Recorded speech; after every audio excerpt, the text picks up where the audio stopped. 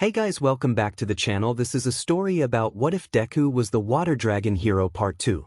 If you guys enjoy this what if and want to see part 3, comment down below and let me know before I start. Please do support for more awesome content and leave a like, and don't forget to subscribe to my channel and also share this video with your friends and check out the description in my playlist. The author of the story NezutheRatGod from WhatIf. So let's start the video. Tobirama was sitting in his office overthinking the fact that 𝗧𝗍𝗃 kissed him and his logical brain just couldn't process it. "Tobirama," said 𝗬𝗍𝗶 walking into his office, "are you okay?" "Yes, just confused. I don't understand why 𝗧𝗍𝗃 kissed me. Or even cares for me," said Tobirama. "Because you're the first person who saw her for her and not a hero or just a really attractive woman. You didn't use her or manipulate her. You brought her in and gave her a real purpose in life to help save people," said 𝗬𝗶𝗶. "Plus, even though a brick wall shows more emotions than you do show you care deeply for all of us." Tobirama nodded his head, starting to understand it now that it was explained to him. "So how do you feel about her?" said 𝗬𝗶𝗶. "I guess I'd have to say I care for her. She's a valuable comrade and dash." "No, I mean how do you feel about her, not what you think of her," said Tobirama before 𝗬𝗶𝗶 cut him off. I think a part of me deep down does care for her, but I don't know how to show it or what to do," said Tobirama. "She's the first woman in a long time I've ever allowed close to me." Memories of his once-past lover crossed his mind, as he remembered that in a way she was a lot like 𝗧𝗍𝗃, except she was a 𝗧𝗵𝗃𝗲 and had a temper worse than Midoriya. Sadly, IWA found out and they tortured her to death. "I'd suggest go and take her out for a date," said 𝗬𝗶𝗶. "We're wanted vigilantes. I can't have genjutsu," said Tobirama. "And I'd suggest you take that 𝗧𝗏𝗧𝗟 out so you two can start making little ninjas," said 𝗬𝗶𝗶 as he walked away. "Also wear something nice. She'll appreciate it." Tobirama stayed at his desk thinking all over before he stood up and walked away, heading to his room. Look at my drawing," said Eri, showing a drawing of herself, Tobirama and 𝗧𝗍𝗃. "That's appealing, Eri," said 𝗧𝗍𝗃, smiling. "Will 𝗧𝗍𝗃 like it?" said Eri. "Tobirama, sweetie, and I'm sure he will," said 𝗧𝗍𝗃. "Can I show him then?" said Eri. "Show me what, Eri?" asked Tobirama, walking into the room wearing a black buttoned-up shirt and black dress briefs. 𝗧𝗍𝗃 blushed since she could see how fit he was under those clothes because of how it hugged his body. "This?" said Eri, showing him the picture. "That is very appealing, Eri," said Tobirama, rubbing the top of her head, making her lips twitch upwards. "𝗧𝗍𝗃, I'd like to talk to you about something." "Oh. What is it?" said 𝗧𝗍𝗃, blushing slightly and looking away. "Would you like to go on a date with me tonight?" said Tobirama, catching her off guard. "Wait. You wanna go on a date with me?" said 𝗧𝗍𝗃. "Yes," said Tobirama as he saw a massive smile form on her face and she seemed to be glowing. "I'd love to. But who'll watch Eri?" said 𝗧𝗍𝗃. Tobirama created a shadow clone who walked over and picked up Eri, carrying her to the kitchen to get her a bunch of apples, which made her drool. "Well, go get changed," said 𝗧𝗍𝗃, making Tobirama nod and leave. The second he left, she started to sprint around her room trying to find something nice to wear. Tobirama was standing outside his base waiting for 𝗧𝗍𝗃 and for his summon to place down the reverse summoning seal in Okinawa for their date, since not as many people would recognize him immediately, even with the genjutsu on him.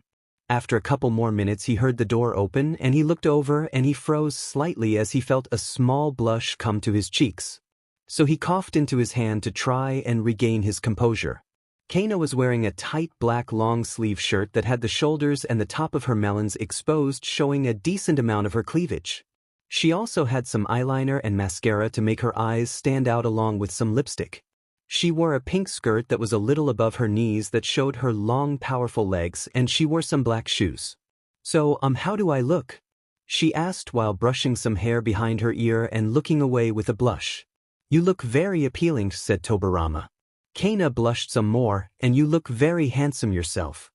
They both stared at each other until a poof of smoke appeared and it showed a white wolf with red eyes. "Tobirama-sama, the seal has been placed and you can leave whenever you wished," said the wolf before he went back home. Tobirama walked over to her and extended his hand to her. "So are you ready for our date?" 𝗧𝗵𝗃 happily took his hand and interlocked her fingers with his as he performed the reverse summoning going to Okinawa. They arrived right outside the city of Naha and they were both surprised at how pretty the city was late at night. So where would you like to go, 𝗧𝗵𝗃? Asked Tobirama. She looked around before in the distance she saw a sushi restaurant, found a place, so follow me. They both then started walking to the restaurant while holding hands. She decided to be a little more affectionate and wrapped her other arm around his and leaned on him. As they walked, Tobirama blushed slightly when he felt her asses squeeze on his arm and audibly gulped when he felt the firmness. After a couple more minutes they arrived at the restaurant and sat down and ordered their sushi with some sake. It seems Eri's really attached to us, said Tobirama. Yeah. From what I can tell I think she's viewing us as parental figures, said 𝗧𝗵𝗃. Considering that we were the first people to most likely ever show her kindness, it makes sense, said Tobirama. Tobirama, what do you think of it? Said 𝗧𝗵𝗃 with some red dusting her cheeks. Think of what? Said Tobirama. About her viewing us as parents. Are you okay with that? Said 𝗧𝗵𝗃. Tobirama didn't say anything, instead he reached over and held her hand in, fine with it. 𝗧𝗵𝗃 squeezed his hand and smiled brightly, and just then the sushi arrived, so they decided to start eating and enjoy the date. It was now later at night and they were walking through a park holding hands and simply enjoying each other's company. They soon stopped at a bench and looked up at the stars, and Tobirama saw that 𝗧𝗵𝗃 was getting a little cold, so he wrapped his arm around her and filled his body with fire chakra to increase his body heat for her. Thank you, she said as she leaned onto his chest, and they both just continued to stare at the stars. This reminds me of another time, said Tobirama with a faraway look. Reminds you of what? Said 𝗧𝗵𝗃.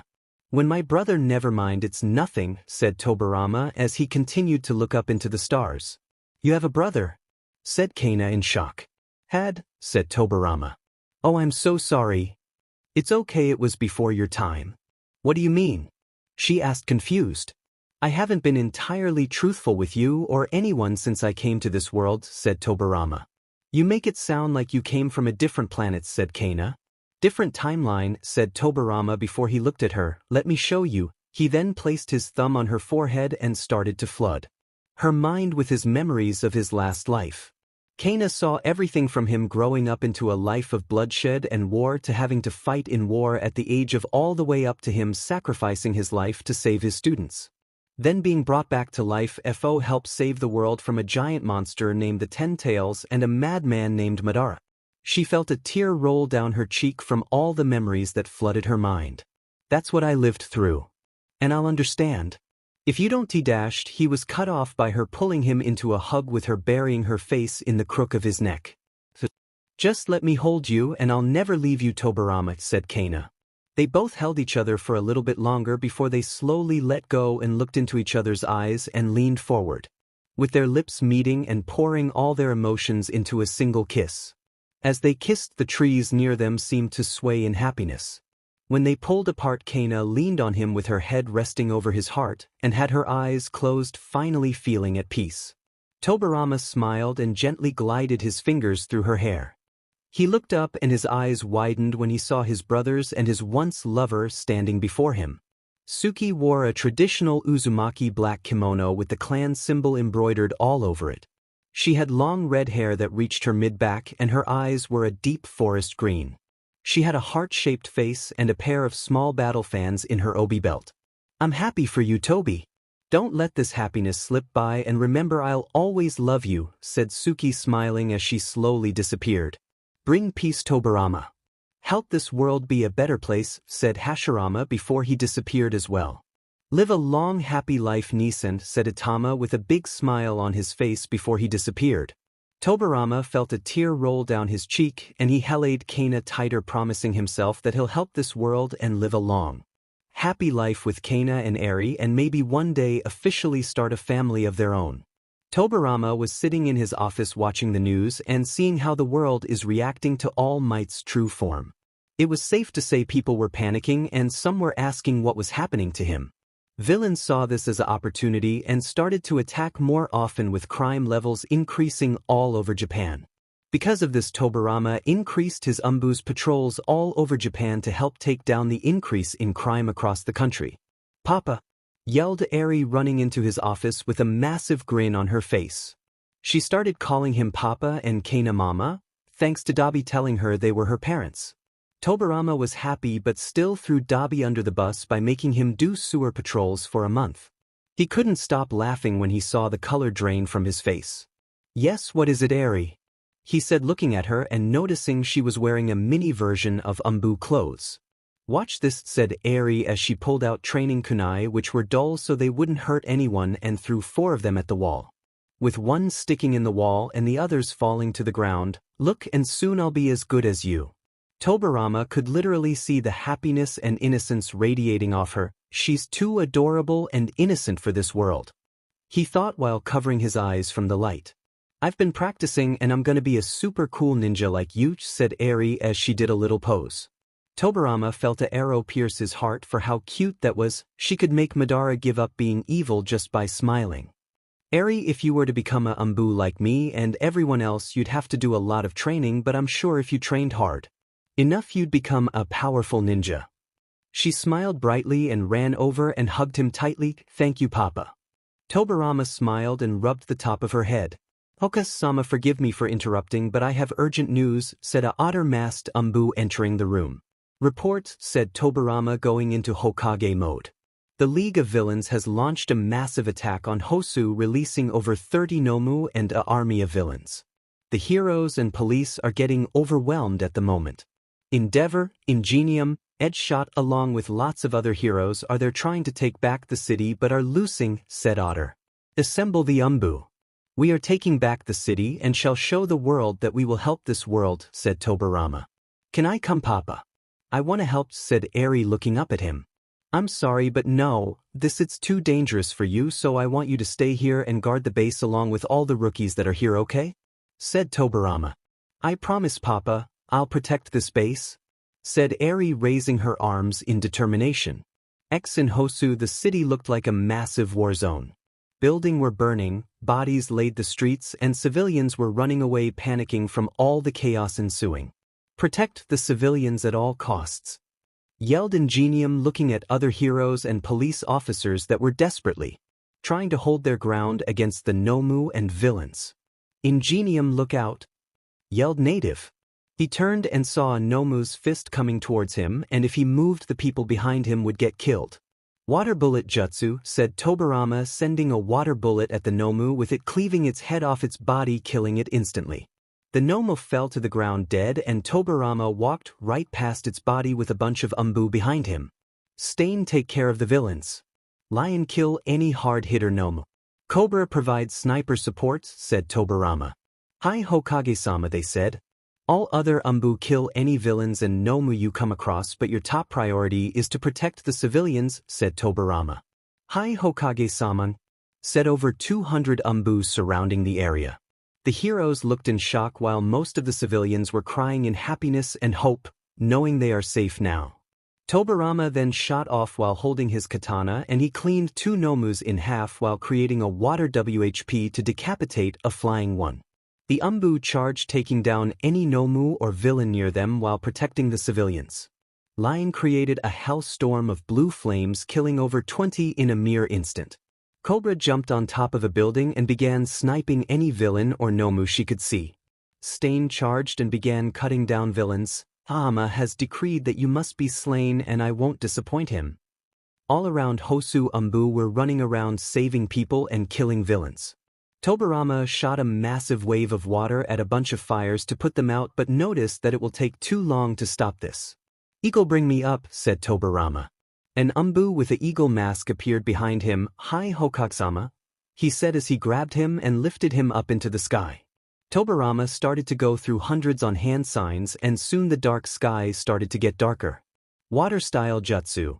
Poseidon's wrath," said Tobirama as it started to downpour heavily to the point nothing but the rain could be seen. People started panicking, but the Anbu helped see them out because they could still see. He then looked out into the distance and saw Shigaraki standing on top of a water tower along with Kurogiri. Tobirama then body flickered away and landed right in front of them, startling both of them. "What's dash?" said Shigaraki before Tobirama's lighting-covered hand plunged through his chest and out his back where his heart is. "You're not escaping this time," he said coldly. Shigaraki's body fell to the ground, and before Kurogiri could react, Tobirama's arm shot out and grabbed his metal collar, almost crushing it. "You're gonna tell your 𝗵𝗃 what happened here and that he's next," said Tobirama, releasing all of his ki. Kurogiri felt pure fear enter his body and couldn't move or breath. The air was thick and it felt like if he simply blinked he'd be killed. "Now go before I cleave your head off," said Tobirama. Kurogiri just made a noise and made a portal, quickly leaving. Tobirama looked back at the city and pulled out a kunai. "I'm tired of these games. All for 1 inch. 𝗧𝗵𝗃𝗲, said Kurogiri, bowing before all for one. "This is unfortunate. Our plans are now pushed back," said all for one. "And not only that, but he said you're next," said Kurogiri. "Oh, did he now? If so, then let's see who will win this battle. The King of Quirks and the Symbol of Darkness versus the Water Dragon Hero," said all for one. Tobirama was standing in the middle of the street watching his Anbu finish mopping up the enemies. In the corner of his eye he saw a camera crew looking at him, but he simply ignored it. Tobirama yelled 𝗵𝗃𝗏 as he charged at him. Before he could get closer, a bullet flew through his legs right at the knees. He fell to the ground painfully, and before he could do anything else, a lion-masked Anbu was standing in front of him with blue flames liking his arm. "Try it, I dare you," said 𝗬𝗲𝗍. "You, who are you?" said 𝗵𝗃𝗏, glaring at him while also remembering those blue flames. 𝗬𝗲𝗍 smirked under his mask and slowly pulled it off, showing his face and shocking 𝗵𝗃𝗏. "What's wrong, Dad? You look like you've seen a ghost," said 𝗬𝗲𝗍. "Toya, that's enough," said Tobirama, using his real name. "Smash!" yelled All Might, soaring through the air and trying to punch Tobirama. He simply raised his hand and caught his fist. "So you're here to try and beat me again? I'm here to stop you. You're tearing apart our country, and what you doing is illegal," said All Might. Tobirama glared at him. "You can't stop me, and I'm only tearing it apart to fix this world from your mistakes." All Might glared at him and tried to punch him, but Tobirama ducked under it and brutally slammed his fist into his side, making him puke out blood and revert to his real form. "You're a weak and frail old man. It's time you realize you can't stop me, and it's time for you to finally give up and retire. Your time is over, All Might, and I'll finish the job that not even you couldn't kill all for 1 inch," said Tobirama. "Okasama, all the villains and Nomu have been killed or defeated," said Kana, kneeling before him. "Good, then we are leaving," said Tobirama as they all body flickered away. "So, Bakugo, you said you know who Tobirama is?" said Nezu, leaning back in his chair looking at the student. In the room were himself, All Might, Tsukachi, Aizawa, and a member what's left of the Hero Association. "Yeah, I know who that worthless Deku is," snarled Katsuki. "And who is he?" asked Tsukachi, looking at him. "His real name is Izuku Midoriya. He's a useless nerd that hated heroes," said Katsuki. "Oh, and why did he hate heroes?" said All Might. "Said nowadays heroes are corrupt and nothing more than celebrities with permission to beat up bad guys," said Katsuki. The others in the room nodded their heads. "His parents are Hisashi and Inko Midoriya, and they are both in America as of right now," said Katsuki. "So how do you know him?" said Tsukachi. Went to the same school. He was a worthless 𝗧𝗏𝗍 that thought he was top 𝗧𝗏𝗍 because of his quirk," said Katsuki. He then went on to explain everything he knew about him and his family. The member of the Hero Association internally grinned at seeing an opportunity to strike back at Tobirama and his Anbu by attacking his family, which will force him to come out and they'll be able to take him out. "I see. Well, thank you, Bakugo. Now why don't you leave and go back to class?" said Nezu. Katsuki stood up but looked at All Might's weak form. "I don't know how the F that nerd beat you, but you probably went easy on him, since that's the only real explanation why you lost. But don't worry, I'll be sure to kick his butt, since apparently you don't have the heart to." He then left with the Hero Association member leaving as well. "Aizawa, I want you to try and find Tobirama and tell him I'd like to talk," said Nezu. "Any specific reason, sir?" said Aizawa with curiosity in his voice. "The world is changing and more people are siding with the Anbu nowadays instead of heroes, even though Tobirama said he is only taking out the corrupt heroes and trying to make us not so blindly trust in them," said Nezu. He also showed just how evil and corrupt the association is. "Very well, sir," said Aizawa, standing up and leaving. "Sir, aren't we the good guys?" The ones who always try and help people, said All Might looking down at his hand. I just don't understand how all of this evil and corruption could have happened and no one stopped it. Yes, we are the good guys, but that's only from our point of view. For instance, to the villains we fight, we are the bad guys. So it is completely a matter on perspective, just like war or religion or politics or race. Some people think they are right or the good guys when in reality we are the villains to other people who don't agree with your view. Even though in the end all humans are the same and no matter how you look at it no one is truly special because in the end we are simply humans, said Nezu. All Might nodded his head while thinking about everything. That's the problem with humanity, All Might. They are a dumb species that thinks they are special when in reality the only thing they have is better brain. But even with this they still act like animals and follow the leaders of our species like sheep. But in this case if you don't do what the people up top say or want then you'll have your entire life ruined in a multitude of different ways. With that being financially, or if you have evidence and power then you'll be offed by the others so they continue to hold power. The perfect example of this is politicians. They act like they care but in reality they only care for themselves.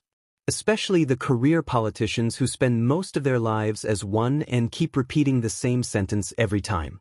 But never fix anything and get the people just keep voting for that person thinking things will change, said Nezu. Thank you, sir, said All Might as he stood up and left. Am I even worthy of being a hero? If I was a hero then I would have stopped all of this from happening.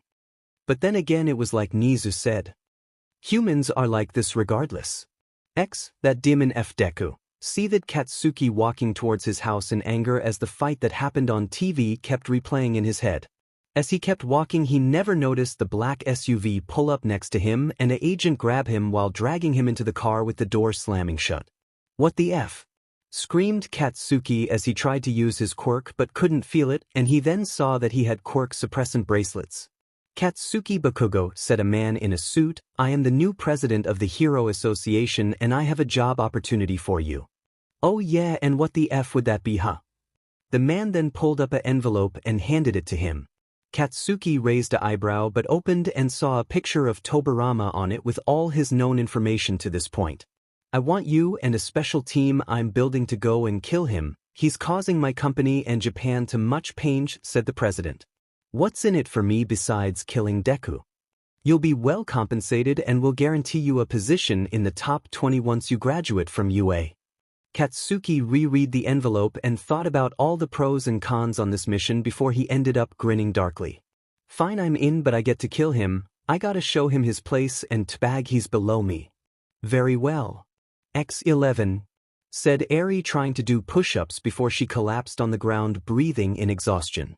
She looked over at her papa who had all his body weight on one finger and was doing push-ups lifting his whole body in the air, while also having over 400 pounds of weights on him. To make it harder. You don't need to train, Eri. I want you to enjoy your childhood, said Tobirama looking over at her. I know, Papa, but after watching you and Mommy get hurt I want to help too, said Eri looking at him with determination in her red eyes. You already help out more than enough just smiling and being here. But if you really want to train then I won't stop you. But I will make sure you do enjoy your childhood regardless, said Tobirama. Okay, Papa, said Eri standing up and walking to him while holding her arms up. Can I have a hug please? Tobirama smiled and quickly flipped over so he was on his feet and quickly wiped some of the sweat off himself and reached down, picking Eri and hugging her tightly, which she happily returned. I love you, Papa, said Eri. I love you as well, 𝗧𝗵𝗲, said Tobirama. I have to say this is very adorable, said 𝗧𝗵𝗲 walking in with a smile on her face. She walked up to Tobirama and pulled him into a quick kiss before she hugged them both, squishing Eri between them in a hug. Mommy, said Eri, wiggling around and hugging her too. Hey my little ninja, how are you, said 𝗧𝗵𝗲. I'm doing really good and Papa said he'll help me be a ninja strong just like him so I can protect you too, said Eri, smiling proudly. 𝗧𝗵𝗲 smiled at that and kissed Eri's forehead. I'm sure you'll be the greatest ninja ever, Eri. But you'll always be my daughter and as of right now I'm gonna gobble you up. She then picked Eri up and kept smothering her and kissed, making Eri giggle and squirm as she kept laughing. Tobirama looked at this and smiled. I promise to never lose this like I once lost everyone before. He then felt his phone go off and saw that it was his parents calling him, and he decided to go and pick up while letting 𝗧𝗍𝗃 play with 𝗧𝗏 was walking down the streets with his hood up and a medical mask so no one recognized him, and he was walking to the hospital that his mother was put into. After a short walk he arrived at the building and entered it while carrying a small package, and he walked up to the front desk. "Hello sir, how can I help you?" said the lady at the desk. "I'm here visiting 𝗧𝗏𝗃. I'm a family friend and I decided to come and give her something to help her with these times," said 𝗧𝗏. "Very well, let's see room 48 on the 3rd floor to your right," said the lady. "Thank you ma'am," he said walking away. As he walked down the halls he felt nervous since this was the first time he's seen his mother in well over 10 years. Soon he arrived at the door and gently knocked on it. "Come in," said a voice he immediately recognized. 𝗧𝗏 took a deep breath and entered the room and saw his mother sitting on the bed looking out window before she turned and looked at him. "Oh, who are you?" said 𝗧𝗏, wondering who this person was but for some reason not feeling uneasy about it. The man took off his hood and slowly removed his mask and smiled. "Hey mom." 𝗧𝗏's eyes widened and tears welled up in them. "Yeah mom, I'm back." She slowly stood up and walked up to him, and when she was close enough she gently put her hand on his cheek, watching him lean into the touch. "My baby is all grown up," she said before she wrapped her arms around him, pulling him into a hug. Toya was shocked at this and felt a tear running down his cheek, and before he knew it he hugged her back and started crying. "It's okay Toya, let it all out. Mom is here," said 𝗧𝗏 as she rubbed circles on his back. I'm so sorry, I'm sorry," he kept saying over and over. "Shoo, it's not your fault." In America, Inko and Hisashi just left Mt. Rushmore getting to see the carvings of America's presidents. "Wow, seeing them in person is so much cooler than on photos," said Inko with stars in her eyes. "Almost anything is better in person seeing it," said Hisashi as they pulled up to a hotel. Both of them got out and were ready to call it a night and get ready for the drive to the Grand Canyon when someone interrupted them who spoke in perfect Japanese. "Inko and Hisashi Midoriya," said the voice. They both turned and saw a man wearing a suit and aiming a gun at them. "For being related to a terrorist, this is your punishment, and to send a message to him." Both Inko and Hisashi grabbed each other's hands and closed their eyes while smiling. "Izuku, just know we both love you and always will," they both thought. Bang bang, both of their bodies fell to the ground with a pool of blood forming underneath them, and in Inko's pocket her phone was ringing, showing that Izuku was calling her. The agent pulled up his phone and pushed the call button. "It's done." "Good, this will send him a message and make him do something stupid so we can capture him," said the new president of the Hero Commission. Tobirama looked at his phone in slight concern since his mom would never miss a call from him and would wake up in the middle of the night to talk to him if needed. "Pop, are you okay?" said 𝗧𝗏 looking up at him. "Yeah, just wondering why my mom isn't answering. I know it's about 7 p.m. there and they should be heading to their hotel room right now," said Tobirama. "Maybe grandma is busy," said 𝗧𝗏. Probably, I'll try calling her later," said Tobirama. He went and walked away and was about to leave the room when the news reporter said something that made him freeze.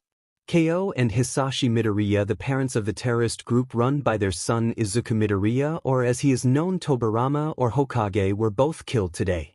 Given their close ties to the terrorist and in fear that they might be selling weapons from America to Japan, everyone froze and looked at Tobirama, whose face was cold and expressionless.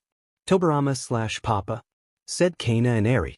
He said nothing and simply turned around and walked away while slamming the door shut behind him, and as soon as he got into his room, he locked the door and sat on his bed grabbing his hair and puking on it. "How could I have been so stupid? Of course they'd target my family." Both 𝗧𝗍𝗃 and 𝗧𝗏 then heard the sounds of things being broken and the pained screams of a man who just lost someone important to him. "Papa," said 𝗧𝗏 as she ran to his door and tried to open it, but it wouldn't budge even when she tried her hardest. "Mama, please help. Papa is hurting." 𝗧𝗍𝗃 nodded her head and walked over to the door and tried to force it open, but it didn't budge, so she activated her quirk and put the barrel of her gun to the door knob and shot it off, and both her and 𝗧𝗏 quickly entered the room. 𝗧𝗍 quickly wrapped her arms around Tobirama, stopping him, with 𝗧𝗏 joining in too, with them both hugging him. It's okay, said 𝗧𝗍𝗃, trying to soothe him. Tobirama clenched his teeth and slowly fell and sat on the bed with them both still holding him. I was complacent and somehow forgot to take into account that the commission would attack my family. How can I call myself a Hokage when I can't even protect my family? I failed to protect my family once and I'm failing again. 𝗧𝗵𝗃 and 𝗬𝗏 stayed with Tobirama for the rest of the day as they both held him, trying to comfort him and make him feel better. Again, said the commission president, watching his new agent, Katsuki, force his body up from another brutal training session. Katsuki charged the training robot, which was designed to try and mimic Tobirama's fighting style but was extremely limited. He dodged a punch but was met by a knee to the stomach, which made him lose his lunch. Bakugo, if you're going to kill that terrorist, you're going to have to get much stronger.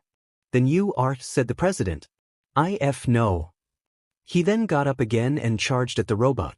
The Hero Commission president continued to watch when his head agent walked up to him.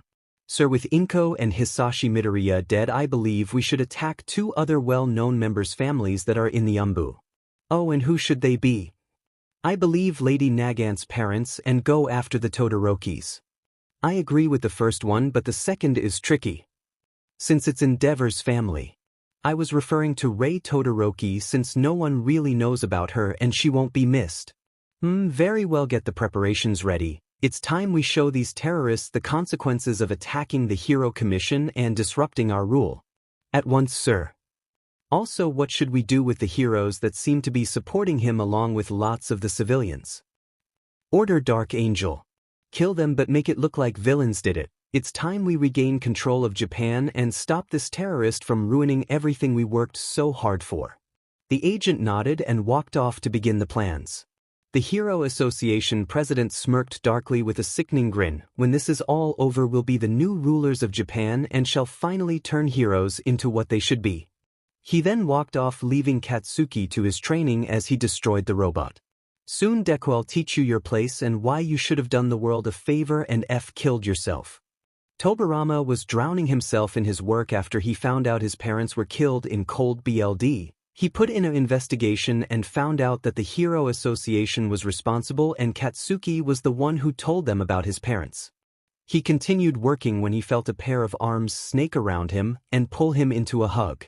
You need to take a break, Tobirama. You haven't slept in a week and me and 𝗬𝗏 are getting worried, said 𝗧𝗵𝗃. I know, but I need to do this and prepare to finally destroy the Hero Association once and for all and teach Bakugo a lesson, said Tobirama, showing his anger. 𝗧𝗵𝗃 nodded her head in understanding but knew she had to stop him, so she gently cupped his chin and kissed him. Come on, you need sleep. She then took his hand and dragged him away until they arrived at his room, which was very Spartan in appearance, only containing what he needed along with the 2 pictures. One of his parents and the other was of 𝗧𝗵𝗃 and 𝗬𝗏 together. She stopped at his bed and made him lay down before she got in and laid her head on his chest over his heart. A couple seconds later they heard the door open and saw 𝗬𝗏 running in and climbed into the bed, cuddling up to both of them. Tobirama gently rubbed the top of 𝗬𝗏's head before he eventually did fall asleep from exhaustion. The very next day Tobirama gathered all the information he needed and started to do the finishing touches on his plan to finally end the Hero Association. As he was doing the finishing touches on it, he read a report about a massive meeting the Hero Association will be having where all the key members will be in the same location. He stood up and walked to his closet, putting on his armor and filling up his pouch with kunai and shuriken along with extra scrolls. After that he walked out, heading to the exit to go and kill them to make sure the Hero Association never comes back. Tobirama was getting near the exit when he was stopped by 𝗧𝗵𝗃. Where are you going? She asked curiously while holding some documents. Out. She didn't like the way he said it but knew she couldn't exactly stop him, so she walked up to him and gave him a kiss. Just be careful please and come back, okay? I promise I will, 𝗧𝗵𝗃, he said, giving her a kiss before he left. Tobirama was running across the rooftops heading to the government building owned by the Hero Association. It was a massive dome structure surrounded by hundreds of heroes and agents controlled by the Hero Association. After a couple minutes he arrived at his destination. Tobirama looked over the structure and pulled out a couple kunais. A corrupt hero was patrolling a remote section outside the dome, making sure no one interrupted the meeting. As he continued walking, he suddenly felt a hand cover his mouth as cold steel stabbed into the top of his shoulder before it was pulled out and stabbed into his throat, cutting the spinal cord. The body of the hero fell to the ground and the figure then turned around throwing 2 kunai at 2 other heroes, hitting them in the throats. He then quickly ran off, heading inside the building where he quickly jumped to the ceiling. Missing an agent doing a patrol, he pulled out his ninja wire and dropped it down. The agent saw something shiny on his shoulder and saw that it looked like string, but before he could do anything it was pulled taut, pulling him to the ceiling where he slowly choked to death while bleeding out from the neck. Tobirama then continued his way through the structure, leaving a trail of bodies that he hid on his way through the structure. As he continued, he saw a hero standing in front of the door that led to meeting room, and he went through hand signs making a water ball above the hero's head. The hero was looking over the hall while standing guard, making sure no one somehow got past him. The next thing he knew was that his head was covered in water and he was drowning. He kept thrashing around trying to get it off so he could breathe, but no matter what he did, nothing worked, and before long he ended up drowning and fell to the ground. Tobirama walked around the corner and pulled out a kunai, throwing it at his head, making sure he was dead. He took a long breath before he quietly opened the door to enter the room and then immediately jumping to the ceiling using chakra to stick to it to hear the board meeting unnoticed. "Mr. President, what should we do about the Anbu and the villains along with the people and heroes that are questioning our authority?" asked one of the board members.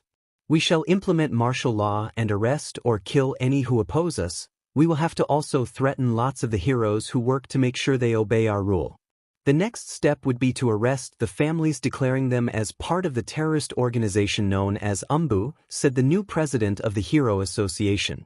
They continued talking, and some were even talking about using fear to control them and putting them in concentration camps to use as free LBR to fix the county. "Another thing we need to do is go to more orphanages to find more children to kidnap and turn into soldiers," said a hero named 𝗍𝗲𝗍𝗍. Tobirama was seething in rage and felt it boiling over. He created a couple of scrolls, placing seals on them before he threw them to all the exits in the room. The next thing we heard from Bakugo was that Nezu is going to increasing the training from those students, said one member. "Indeed, and from another report we have, he said that a girl named Uraraka has a family that is struggling. Maybe we could use her family as a means to an end for the future, and once she's used up we'll have her and her family killed," said another member. "Agreed, we should also commit a terrorist attack. Destroying a school and killing the children to blame it on Tobirama and his Anbu," said the president.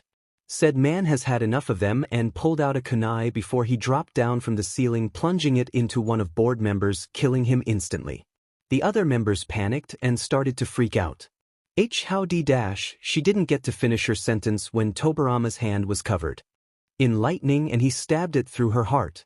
"You've caused this world enough evils," Tobirama said, standing up before he did a single hand sign and shot a water gun shot, blowing a member's head off. "Run!" yelled the president as he booked it out of there, running to the door and tried to pry it open, but the door wouldn't budge a single inch. Tobirama ran through the room, cutting down all the board members in fast but brutally painful ways. The president turned around and felt his breaths get wet suddenly as he saw said man walking towards him covered in blood with his clothing and hair being soaked in it. Tobirama then pulled out his sword and faster than the president could react, his arm was sticking out to the side with his sword. Pain was all the president felt as his arm fell off and a massive cut went across his stomach and chest. The president fell to his knees, but before he could, he felt a hand grab him by his throat, lifting him up into the air. "You're going to tell me everything you know and all that you're planning. Why you can't scare you, villain." Tobirama let a rare smirk adorn his face as he looked at him before he did a single hand sign, and the blood inside the president's body started to act like needles and stab his organs. He then pulled out his kunai and held it over the president's eye. "The last thing you'll see before I take your sight will be despair." It was unbelievable pain as he felt the kunai slowly get stabbed into his eye, destroying it, while Tobirama also twisted the blade. 𝗬𝗏𝗄𝗏 and 𝗧𝗏𝗏 were standing in front of the building watching it burn down, but in front of them they saw something more gruesome. The president of the Hero Association's body was strung up by the flagpoles that had the association's flags on it. His back was cut open and had the skin, bones, along with his lungs strung out to look like wings. His eyes were gouged out and his face showed nothing but pain and misery. Tobirama made no attempt to hide that he did this, and for the people that support him, they couldn't blame him because of all the evil the association has done, along with killing his own parents. Before he left the building, he released all the information on the servers, and now it's spreading like wildfire across the whole world. As this happened, 3 people knew the end was coming. Would the symbol of evil take over the world and plunge it into darkness for his rule? Would the symbol of peace beat evil and the vigilante and restore peace in order to make sure this bloodshed ends but corruption can retake root? Or would the water dragon win this war and finish the revolution he started to finally attempt to end humanity's evil to make sure people aren't controlled by the ones meant to protect them? Riots broke out into the streets when people found out that the Hero Association was planning to overthrow the government and enact martial law. Across the whole country, riots were going off, and lots of the people in the riots tracked down the members and dragged them from their workplace or homes and beat them to death right then and there. It was complete chaos in the streets, and the Anbu had to increase the patrols they did to help maintain order, and to the humiliation to lots of heroes, the rioters listened to the Anbu. Heroes were at an all-time low, and most were outright hated and persecuted till they had to retire. On one rooftop, Tobirama sat on it, overlooking the city, watching as people went by their day. He then sensed someone appear behind him and looked, seeing Izuku standing there holding his hands up, showing he wanted no trouble. "I'm simply here to talk and nothing else," said Izuku. "What do you want to talk about?" said Tobirama, ready to take him down if need be. "Principal Nezu wishes to talk with you," said Izuku. Tobirama looked at him for a long moment. "And why does he want to talk to me?" "I'm not sure, but he's been interested in speaking with you for a long time now," said Izuku. "Tell him I'll speak with him in 1 week from now," said Tobirama before he ran off to finish his patrol. Tobirama ran from rooftop to rooftop and eventually arrived at the spot he wanted to get to and perched himself on the top of it and overlooked the alley. Down at the bottom was Jiren, who was trying to recruit some more villains for the League. Ever since he killed Shigaraki, the League has been oddly silent, but that told Tobirama that they were planning something big and he knew he had to learn it. "Go to this address and you'll be handsomely rewarded if you join," said Jiren as the tall, well-built hooded figure nodded and walked away. Jiren lit a cigarette and started to walk away, but before he could get far he suddenly felt the wind pick up and he was being held upside down by his foot over a very tall building. He started to panic, and then his eyes landed on Tobirama and he felt his blood run cold. "You're gonna give me the information I want or else," said Tobirama, glaring at him. "Any information I provide has a price, so unless you're willing to pay then I have no interest," he said, trying to not sound scared. Tobirama's eyes narrowed. "Fine, then have a nice fall." WHNHHHHHH. He started to scream as he fell over 10 stories and saw the ground closing in very fast, but before he hit it he felt his leg get pulled and his leg popped out of his hip. Yes. Tobirama slowly pulled him up and held him by his dislocated leg. "Talk, or I'll do the same thing to your other leg."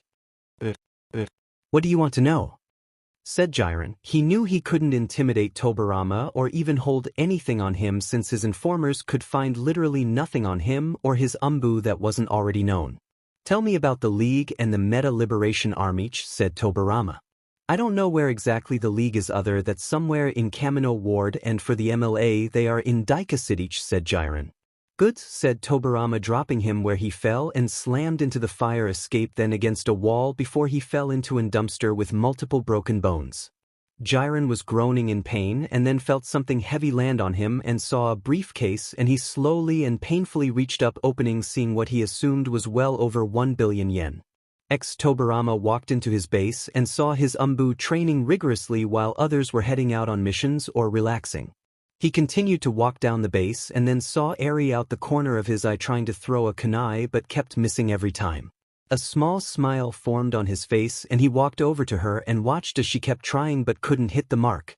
"Flick your wrist when you throw it," said Tobirama. Eri turned around and saw her papa and nodded her head. She took a deep breath, trying to look brave, and then grabbed the training kunai. She pulled it towards her chest before she threw it, and this time she flicked her wrist and it hit the outer edge of the target. "I hit it," said Eri happily. "Indeed you did, and with time and practice you'll be able to hit the bullseye," said Tobirama. "Tobirama!" yelled a voice that made both him and Eri flinch. Marching up to them was a very angry 𝗧𝗍, who was wearing an apron and had her hair in a ponytail. In her hand was a frying pan. "What have I told you about training Eri? She's still young and should enjoy her childhood," yelled 𝗧𝗍𝗃. I agree, but she also needs training and I plan to help and increase dash. He didn't get to finish that sentence because 𝗧𝗪 slammed the frying pan into his face, making him go flying and smashing through a wall. She's only 6 and I won't let you train her till she's at least. I think I just fell in love again. Also, I'm pretty sure somewhere in her family history there was an female Uzumaki in it, thought Tobirama. Now come on sweetie, I made us lunch, said 𝗧𝗪 turning into her happy self and took Eri's hand, leading her to the kitchen. Okay mama, said Eri following her. She knew that mama is scary when angry and didn't want to see angry mama. Ever since Tobirama and 𝗧𝗪 got together, 𝗧𝗪 officially took up the mother role and very much enjoyed being a mother. She still went out on patrols and did her other Anbu duties, but she spent more time at base raising Eri and helping all the other orphan children regain happiness to act like kids again. You okay Hokage?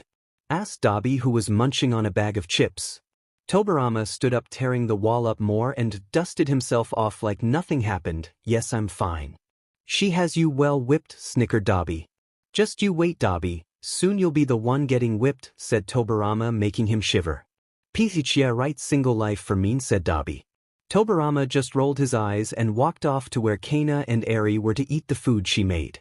𝗧𝗪 turned out to be an amazing cook, and he was pretty sure that if 𝗵𝗏 was alive she'd be begging her for cooking tips while yelling at Hashirama. A week passed since then, and Nezu was sitting in his office looking over paperwork before he stopped and cupped his hands together. It's a pleasure to finally meet you, Hokage. An invisible barrier disappeared, and before Nezu appeared Tobirama standing before him with his arms crossed. The pleasure is all mine. Now why did you want to talk to me? Said Tobirama. For a multitude of reasons, but mainly so I can offer an olive branch to you since you're changing the world so fast, said Nezu. And what were you going to offer? Said Tobirama. Before I answer that, let's have some tea. It helps calm the mind, said Nezu, grabbing a second cup and filling it up before he refilled his own. Tobirama took the tea and took a sniff of it. This is jasmine tea. Indeed, it's quite healthy for the body, and I much prefer using plants or natural healing methods instead of taking medicines, said Nezu, taking a long, slow sip of it. Tobirama let a rare smile appear on his face and took a sip of it as well. I agree, I prefer the things nature offers instead. Both of them enjoyed the moment of silence before Tobirama decided to speak up. So what is it you want? I wish for once this is all over that you and your Anbu will help teach future heroes that value of truly protecting the innocent and not being blinded by greed, said Nezu. I can see from your eyes you've had a lifetime worth of experience with it, and I'm sure you can help future heroes become true heroes.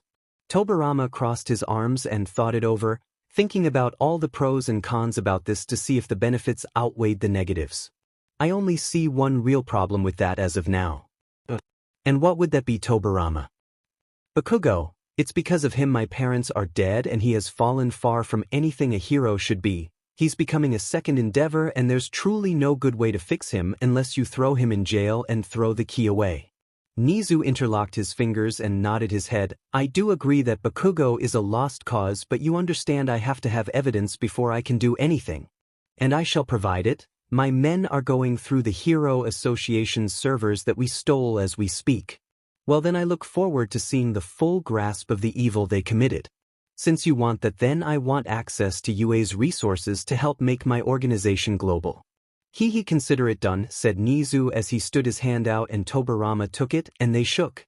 Tobirama came back to his base and informed everyone of his meeting with Nezu and that they will be going after the Meta Liberation Army to isolate the League. He then walked back to his office and looked over all his paperwork while making a shadow clone to go over everything that wasn't critically important. He then took the paperwork he needed to his room to work on it. As he read the reports and filled them out, he felt a pair of arms snake around him and a large heavy mass press against his back.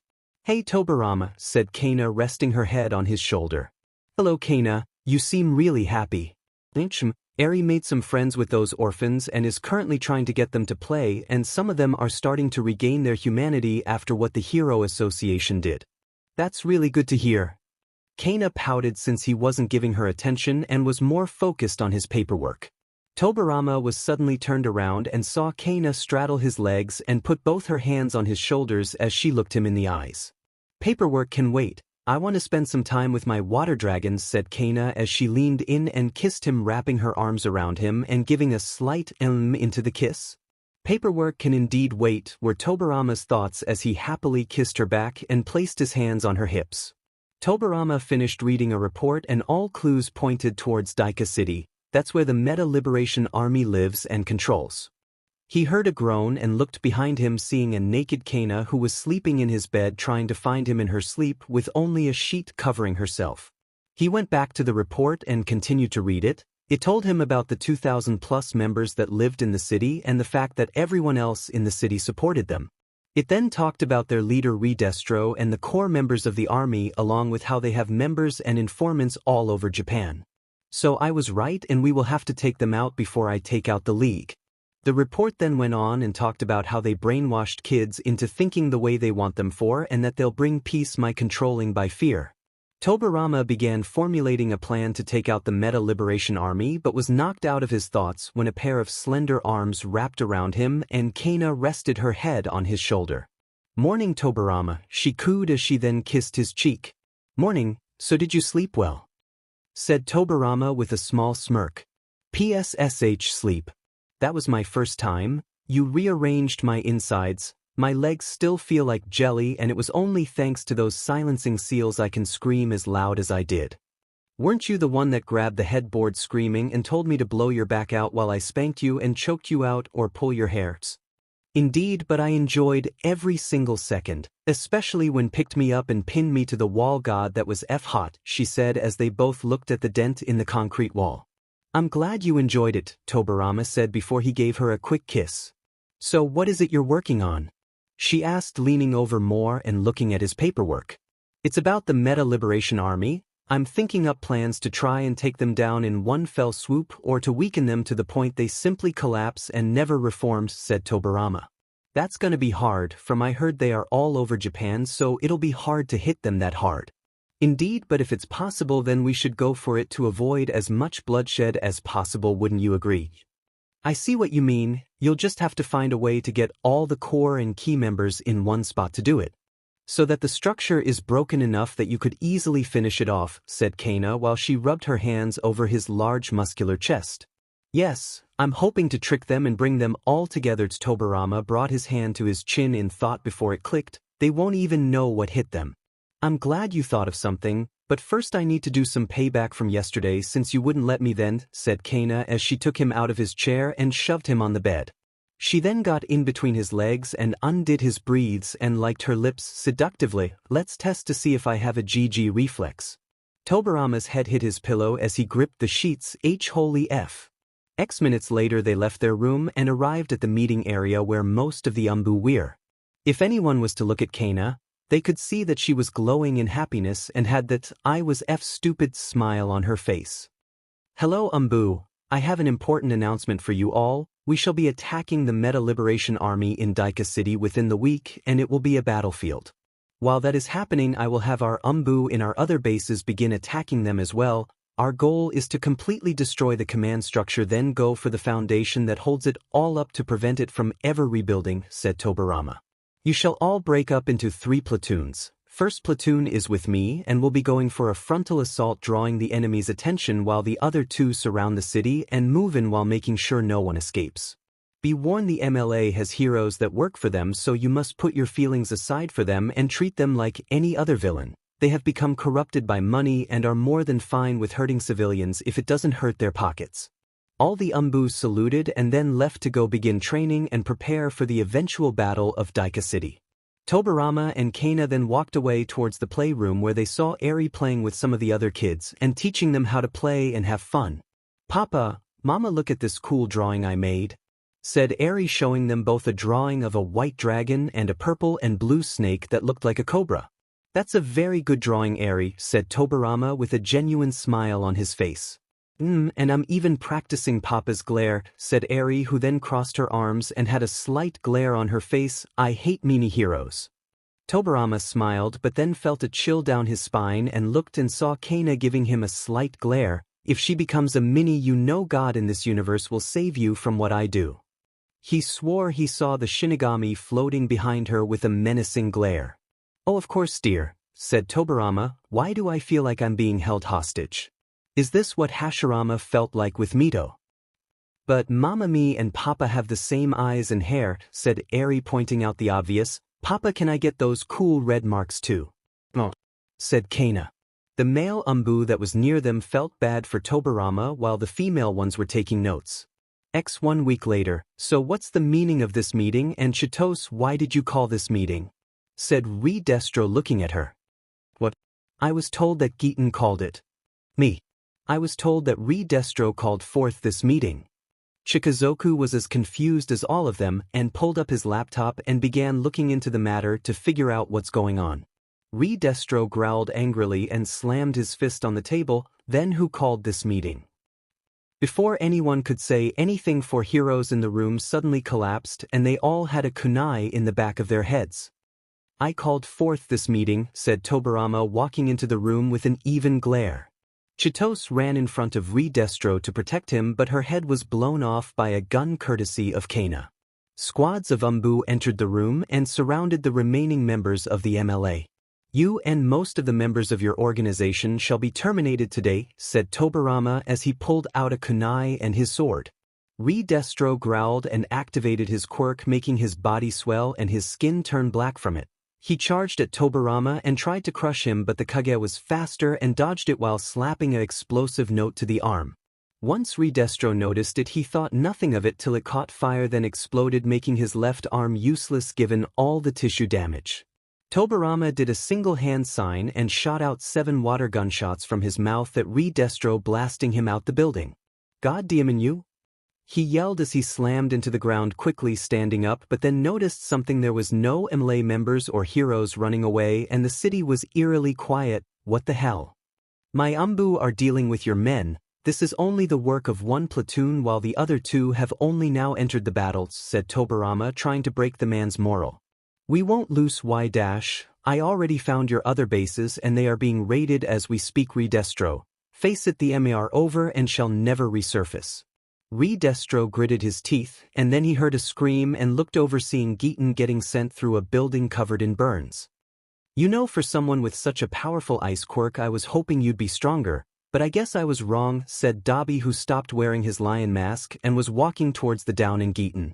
Water style. Water dragon jutsu, said Tobirama, doing 2 hand seals, and a massive water dragon came out of thin air, slamming into 𝗧𝗏𝗧𝗏, sending him flying back.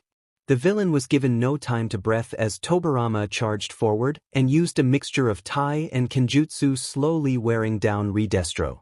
Tobirama slammed his hand on 𝗧𝗏𝗧𝗏's side and jumped back before he disappeared, only to reappear on his side holding a Rasengan, and he slammed it into 𝗧𝗏𝗧𝗏's side, tearing away the muscle and skin. No, this can't be. We were supposed to bring the world to a new order where only the strong lived, said 𝗧𝗏𝗧𝗏. You believed too much in yourself and your quirk that you allowed yourself to become weak and complacent, said Tobirama, who lifted his sword up, and I'll be the one to change the world, not you. The blade fell and 𝗧𝗏𝗧𝗏 was dead in an instant. The key members of the MLA were all dead along with the officers and commanders. Now they are scattered and leaderless, and soon the entire house will collapse given time or one more push.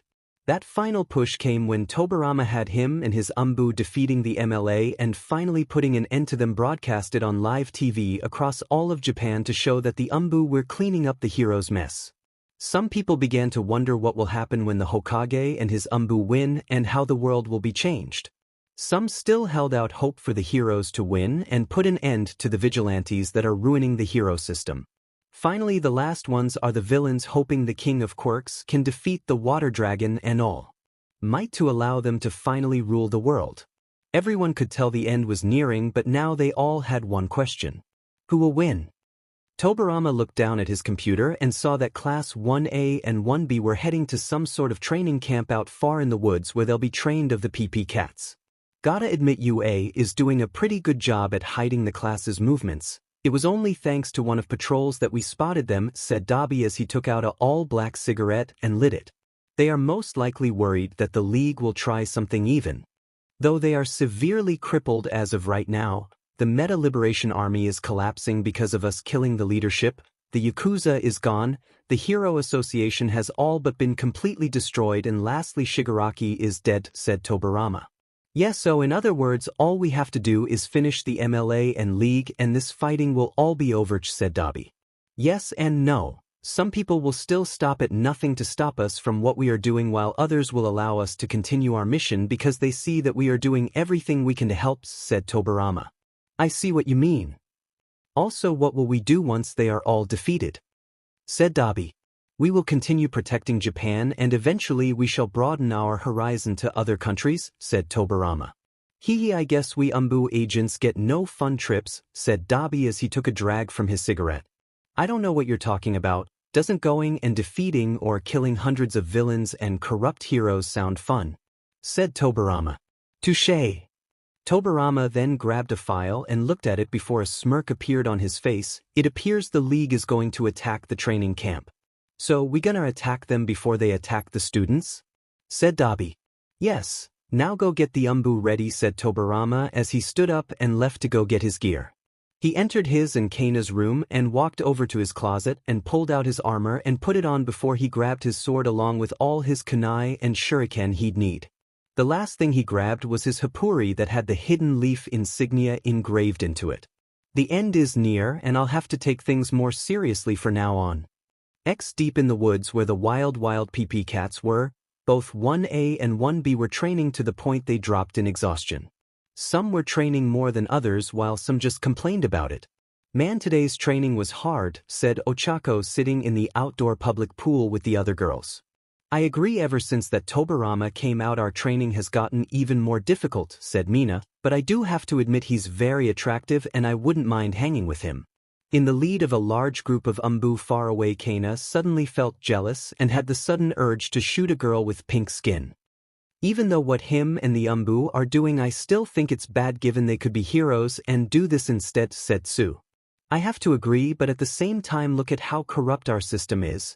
If him and his Anbu didn't do what they did, then God knows the situation we'd be in right now, said Momo. I think the Anbu are pretty cool, especially that Tobirama, said Jiro as she looked away while a red dusting appeared on her cheeks and played with her earphone jacks. Our little violet girl has a crush on the big bad leader of the Anbu, teased Mina. That's adorable, Jiro. Is that why you wear a blue hoodie nowadays, said Toru. Jiro was blushing and stood up, stomping off with a huff. I think you teased her a bit too much, said Ochako. Maybe so. I'll apologize to her later, said Mina as she sunk back into the water, enjoying how the hot water felt on her skin. Outside of the training camp on a cliff, a purple portal opened and a group of villains appeared. Come on, let's go, I want to kill them kids, said Muscular while flexing his arm in excitement. Yeah, I want to see them bleed, said a girl with blonde hair put in buns. The other figures didn't say anything and just stared at the training camp with disgust in their eyes. You shall do as I tell you. Kill everyone but Katsuki Bakugo. My hamster wants him alive, said Kurogiri. They all reluctantly agreed and ran off to do their given tasks. Hours later, the training camp was under attack. Thick clouds of smoke were filling the forest, making it hard for the students to breathe. Multiple Nomus trying to kill the students, and lastly multiple villains attacking. On top of a cliff was a little boy wearing a red hat with horns on it. He was slowly backing away from the very person who killed his parents. Darn, I was hoping to kill someone who can put up a fight. Oh well, you'll do, said Muscular with a sickening grin. His arm exploded with muscle mass covering it, making it twice as big before with all of the exposed muscle. His arm reared back to punch the boy and Tobirama body flickered before him. If you want this boy, you'll have to go through me to get him, said Tobirama, standing to his full height while glaring at the villain. Oh, I recognize you. You're the one who beat all of the top 10 single-handedly. Haha, today must be my lucky day, since after I beat you that'll prove that I'm the strongest person here. Now show me your BLD. Muscular lunged forward and Tobirama ducked under the punch and put an explosive note on his armpit before he jumped away. What a piece of paper. Do you really think that's gonna stop me? Tobirama didn't say anything and he made a single-hand seal, making the explosive note explode, ripping Muscular's arm off and exposing some of his ribs and other innards. He fell to the ground holding his side while losing consciousness from the pain and BLD loss. He then looked up and saw Tobirama standing before him with his sword. You'll no longer hurt anyone anymore. With a quick stab through his skull and out the back of his head, Muscular lay on the ground dead. Koda looked up at Tobirama with fear and awe at how he so easily defeated his parents' killer like he was nothing. "To get him somewhere safe, I have to deal with the other villains in the area," said Tobirama, walking away heading to the camp. Just then a cheetah-masked Anbu landed on the ground and picked up Koda before he ran off at high Jonin to somewhere safe. Mandalay was breathing in exhaustion from having to fight Spinner and was starting to get tired from fighting him and dodging the attacks from Inomu. "Damn it, how did they figure out where we'd be? Our location isn't public knowledge," thought Mandalay, dodging a sword slash from Spinner. Mandalay jumped backwards to try and dodge Inomu but wasn't fast enough and saw the fist coming at her, and she closed her eyes to accept her fate, but before it hit, a wall of blue flames hit the Nomu, making it scream in pain. "Anbu, take out the villains," said Dabi, walking forward. Spinner glared at him and was about to charge at him to kill him, but then someone blocked his sword with a sword. "Stain," said Spinner in shock, seeing his idol. "You're part of the filth in this world, and I shall cleanse this world for a better world," said Stain. Spinner tried to say something, but Stain pushed his blade out of the way, and with a single slash his throat was cut out, making him fall to the ground gasping for air, as he also drowned in his own blood. Most of Class 1A looked at the Anbu in shock, as they were easily dispatching the Nomu and villains like they were nothing. 𝗧𝗬𝗧𝗔𝗍 fell to the ground as he was losing consciousness, and he looked up and saw the barrel of a gun be placed right between his eyes. Kendo ran forward to try and save him, but then the sound of a gun being fired was heard, and the villain with a gas mask fell to the ground holding his sides, screaming in pain. "You villains truly are a disappointment," said a voice. The two students turned and saw a female Anbu with a cobra mask and with a rifle coming from her elbow be retracted back into her arm. "You're Anbu?" said Kendo in shock. "What are you doing here?" She stood in front of 𝗧𝗬𝗧𝗍 defensively as she activated her quirk, ready to defend him. Kana smirked under her mask, seeing that me and the Anbu are here to stop the villains and save your two classes, so go and head to the center of the training camp while we deal with the rest of the Nomu and villains, said Kana as she turned around and walked away. Up on top of a cliff was Kurohige, who was watching this and scowled. "𝗵𝗃 won't be happy about this." "You're right, he won't," said Tobirama as he grabbed his armor plate and poured Raiton chakra into it, electrocuting Kurohige, making him scream in pain and fall to the ground whimpering, "And you're gonna tell me everything you know." Just then sludge covered him and he disappeared in a mere instant. "It seems your 𝗵𝗃 is getting desperate. Then again, it's most likely cause he knows what's coming. Somewhere hidden in Japan, 𝗳𝗏 snarled in anger. All his plans collapsed with no hope of fixing them, and it was all because of Tobirama. He needed something to even the playing fields. "Sir, I found what you requested me to get you," said Garaki, holding a massive scroll and handing it to him. 𝗳𝗏 smirked and grabbed it, unrolling the scroll, reading its contents. "Edo Tensei," and right below that was a vial of blood. "Garaki, get me a body. I believe I finally found something to even the playing fields against Tobirama," said 𝗳𝗏 with a dark as he read the name on the blood vial. Writer's block for this story was a beach, but now I'm ready to get back to writing this story. Tobirama stood in front of Class 1A and was talking to his Anbu when he heard explosions. "Deku!" screamed Katsuki, charging at him with explosions in his hands. Once he got near him, he tried to throw one at him, but Tobirama simply sidestepped it and chopped the back of his neck, knocking him out. "I don't have time to deal with you, Bakugo. I have more important matters. Anbu, heal any who are injured while I talk to the heroes and learn everything I can," said Tobirama. "Hi, Hokage-sama." Tobirama walked towards the wild pussycats and stopped before them. "Tell me everything that happened tonight so I can get the full picture." The heroes were unsure what to say, but Aizawa stepped forward. "It's fine, he can be trusted." Mandalay sighed and then told Tobirama everything that happened, even though he already knew it. "It was still better to get another person's point of view so you can build a bigger picture in case you miss something. Tell me, why are you here and how did you know that we are here?" said Pixie Bob. Tobirama looked at her for a moment and pulled out a seal. "They are good tracking devices." He then turned and started to walk towards the students. He stopped in front of one named Aoyama, who started to get nervous under Tobirama's gaze. "Tell them the truth or I'll make you," he simply said as he started to leak some of his ki. Aoyama froze and wet himself. This Ki was on par with 𝗲𝗏𝗏's and he didn't even know that this was just a small amount of it. "Hey, what are you doing to him?" said Vlad King walking towards him. He was stopped when he felt a blade against his throat from a Anbu with a lizard mask. "Tell them that you're the reason the class was attacked and how the villains know of this place," said Tobirama, spiking his Ki even more, which made everyone in the area freeze while some passed out or began throwing up. "I had no choice. He threatened to kill my parents," said 𝗬𝗓𝗼 as he began crying. "So you throw your friends' lives away to save your family then?" 𝗬𝗓𝗼 began crying harder. "I don't understand, he's a monster. I couldn't do anything or else he'd kill my mom and dad." Tobirama just continued to stare into his very soul with a stern gaze. "Tell me, do you wish to make up for it then?" 𝗬𝗓𝗼 nodded his head. "Then go to your classmates and tell them, and also 𝗬𝗏 I know you're listening, so be ready because I'm coming for you," said Tobirama before he placed a seal on 𝗬𝗓𝗼. Somewhere in Japan, 𝗬𝗏 felt his connection between him and 𝗬𝗏𝗼 get ripped apart along with his 𝗬𝗏𝗼's parents. 𝗵𝗃 doctor is the scroll ready along with the body and necessary. What was it? "Chakra," said 𝗬𝗏. "Almost done, sir." "I don't know whose BLD this is or how it has been contained for so long, but it does say one thing on the glass vial," said Garaki. "And what does it say?" "Uchiha. Well, it matters not. Whoever this person is will hopefully be powerful enough to deal with Tobirama and his Anbu." "I hope so, sir, though it is hard to gather this chakra, but thankfully I found these old scrolls in the very same lab I found this vial of BLD," said Garaki.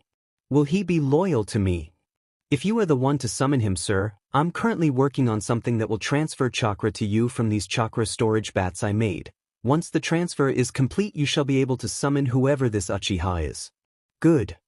Tobirama has caused me more than enough problems, and it's time for me to exact my revenge and kill him along with all might. Then no one can stop me." The Anbu left after the police arrived along with the news. Word quickly spread that the Anbu were the ones that helped save the class. After that spread, more and more questions were getting asked. Should Anbu be made legitimate? They have done more good for Japan in less than a year than heroes have for over 130 years. More and more public support for the Anbu kept raising while the love for heroes kept dwindling. Tobirama knew that heroes have many flaws, but he also acknowledged that they were an important factor for society. His group weren't meant to be glamorous. They were shadows that are willing to stain their hands in BLD in order to make sure people live. Because of this, he asked his Anbu to prepare to set up a broadcast over Japan's biggest TV station, Kyoto News.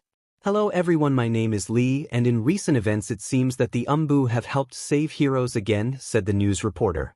"It amazes me still that a small group of ninja, or as they are simply called, Anbu, have done more good than the police and heroes combined.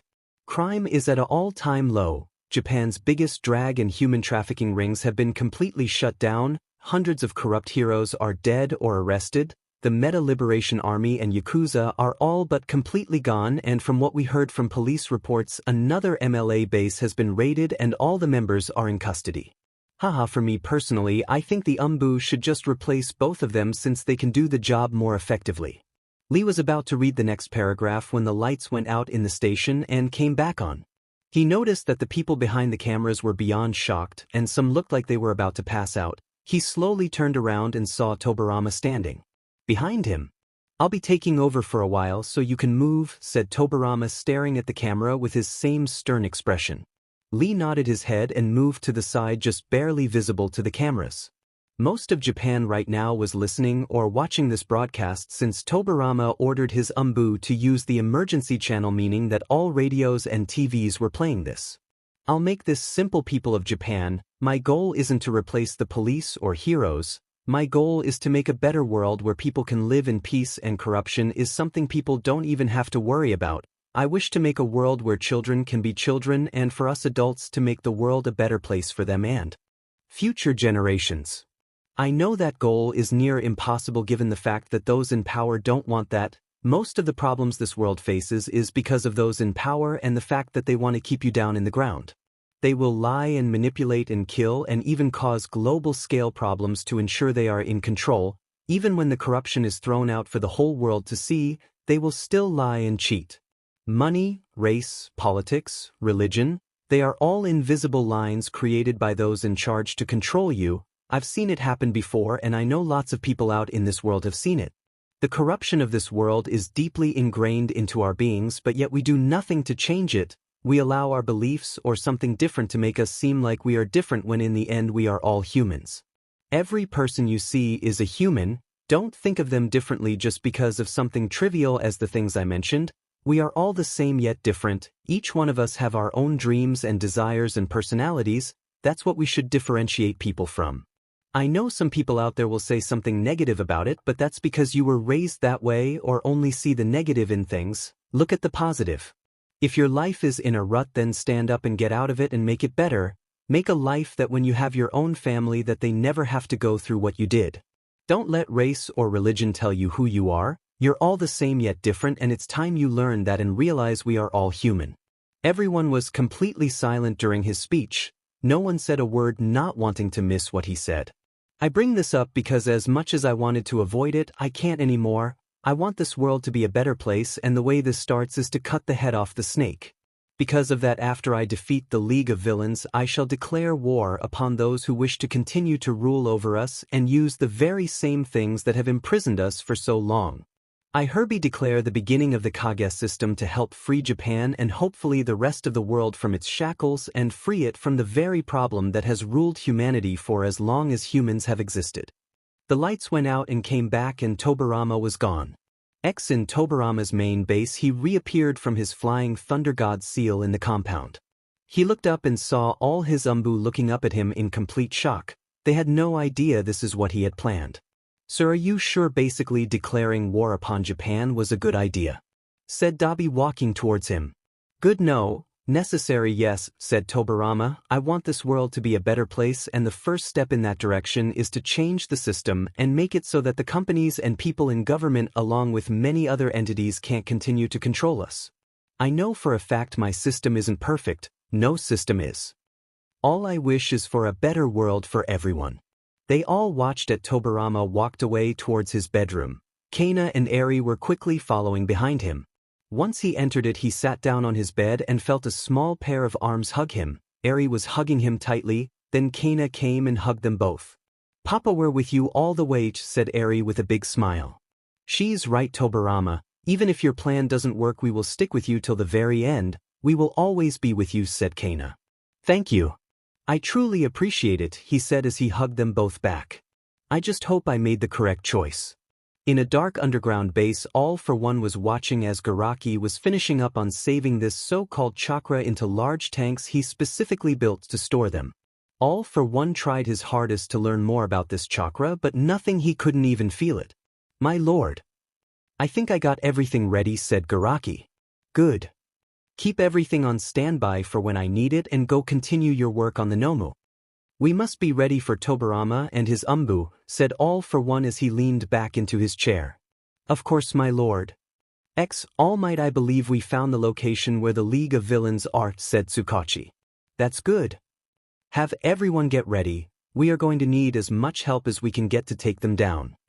"And also him," said All Might. "Got it. I'll start making the calls and you save up your energy and have Mirio get ready for the fight as well." After Tsukachi left, All Might leaned back into his chair and looked out into the night sky. "Sir, what do? I don't know what's right or wrong anymore. The world is changing so fast and people have lost faith in heroes. Please, I need your help." Sadly for him, he was only met with silence and he just continued to look into the night sky. His door opened and Night Eye and Mirio walked in to talk with him. Tobirama was sitting down on the ground watching his Anbu train for the upcoming battle. He sent a massive chakra pulse and he finally found where All for One was, and now he was getting his men ready for the upcoming battle. He heard little footsteps near him and saw Eri running to him, and she quickly wrapped her arms around him, giving him a big hug. Papa, look what I made," said Eri as she showed him a drawing she made. "Oh, what is it, Eri?" said Tobirama, looking at the drawing. "It's me, you and Mama," she said with a big smile. "It's appealing, Eri. Did you show Kana it?" "No, 'cause I wanted to show you it first since you're my favorite," said Eri with zero shame. Elsewhere in the room, Kana felt her heart break, and she sat in the corner with her knees to her chest since she was depressed from hearing that. "That's very sweet of you, Eri, but you should still show your Kana since I know she'll like to see it." Okay, Poppet, she said as she walked over to her and showed her it. Tobirama saw a fire in her eyes that showed she was determined to become Eri's favorite even though Eri was a daddy's girl.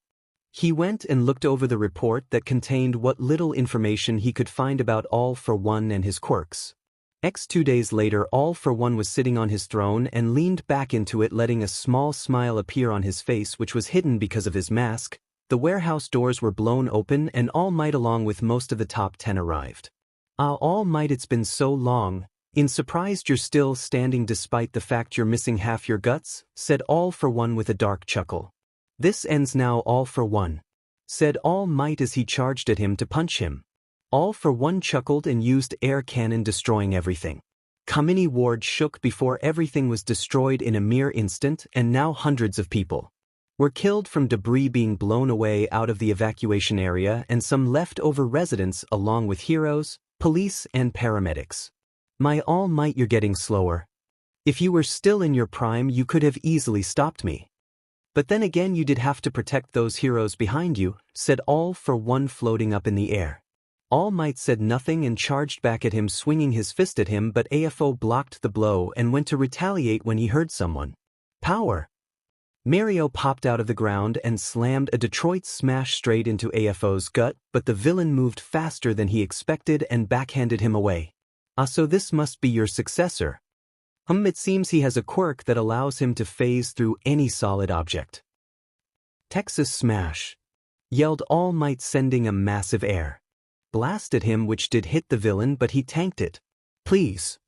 You can't defeat me, All Might, you're too weak, said 𝗧𝗏. Water Dragon Jutsu. A massive water dragon formed from thin air and slammed into 𝗧𝗏, smashing him into the ground. Before he could move, Tobirama appeared before him and slammed a Rasengan into his gut while 𝗧𝗏 retaliated with a punch. Both of them were blown back, but Tobirama used his chakra to stop him as he glared at the villain. So we finally meet. I must say I was expecting you to be more intimidating, but then again appearances can be deceiving, said Tobirama. Indeed, we finally meet at last.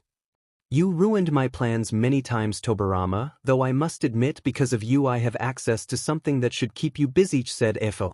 Tobirama said nothing and shot off at 𝗧𝗏 level speeds and did a high kick aimed at his head, but 𝗧𝗏 blocked the blow but still felt the force of the blow since it made his bones groan. Water Gunshot Jutsu, a massive ball of water left Tobirama's mouth and hit 𝗧𝗏, destroying part of his mask while it made him go flying and slammed into a building. Double Detroit Smash! Yelled All Might and Mario as they charged at him.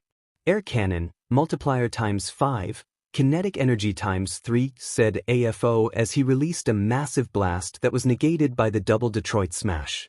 Tobirama body flickered before 𝗧𝗏 and used a kunai coated in wind chakra to slash him open, but the wound immediately healed.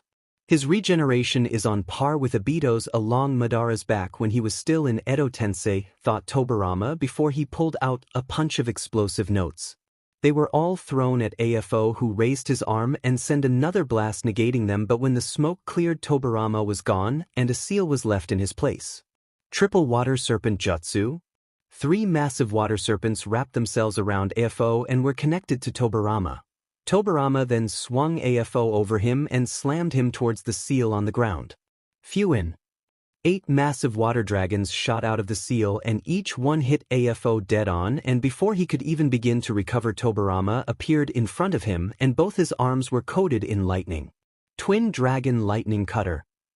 Tobirama plunged one of his arms through 𝗧𝗏's chest and then flashed behind him while his other arm cut his body open from where the hole in his chest was.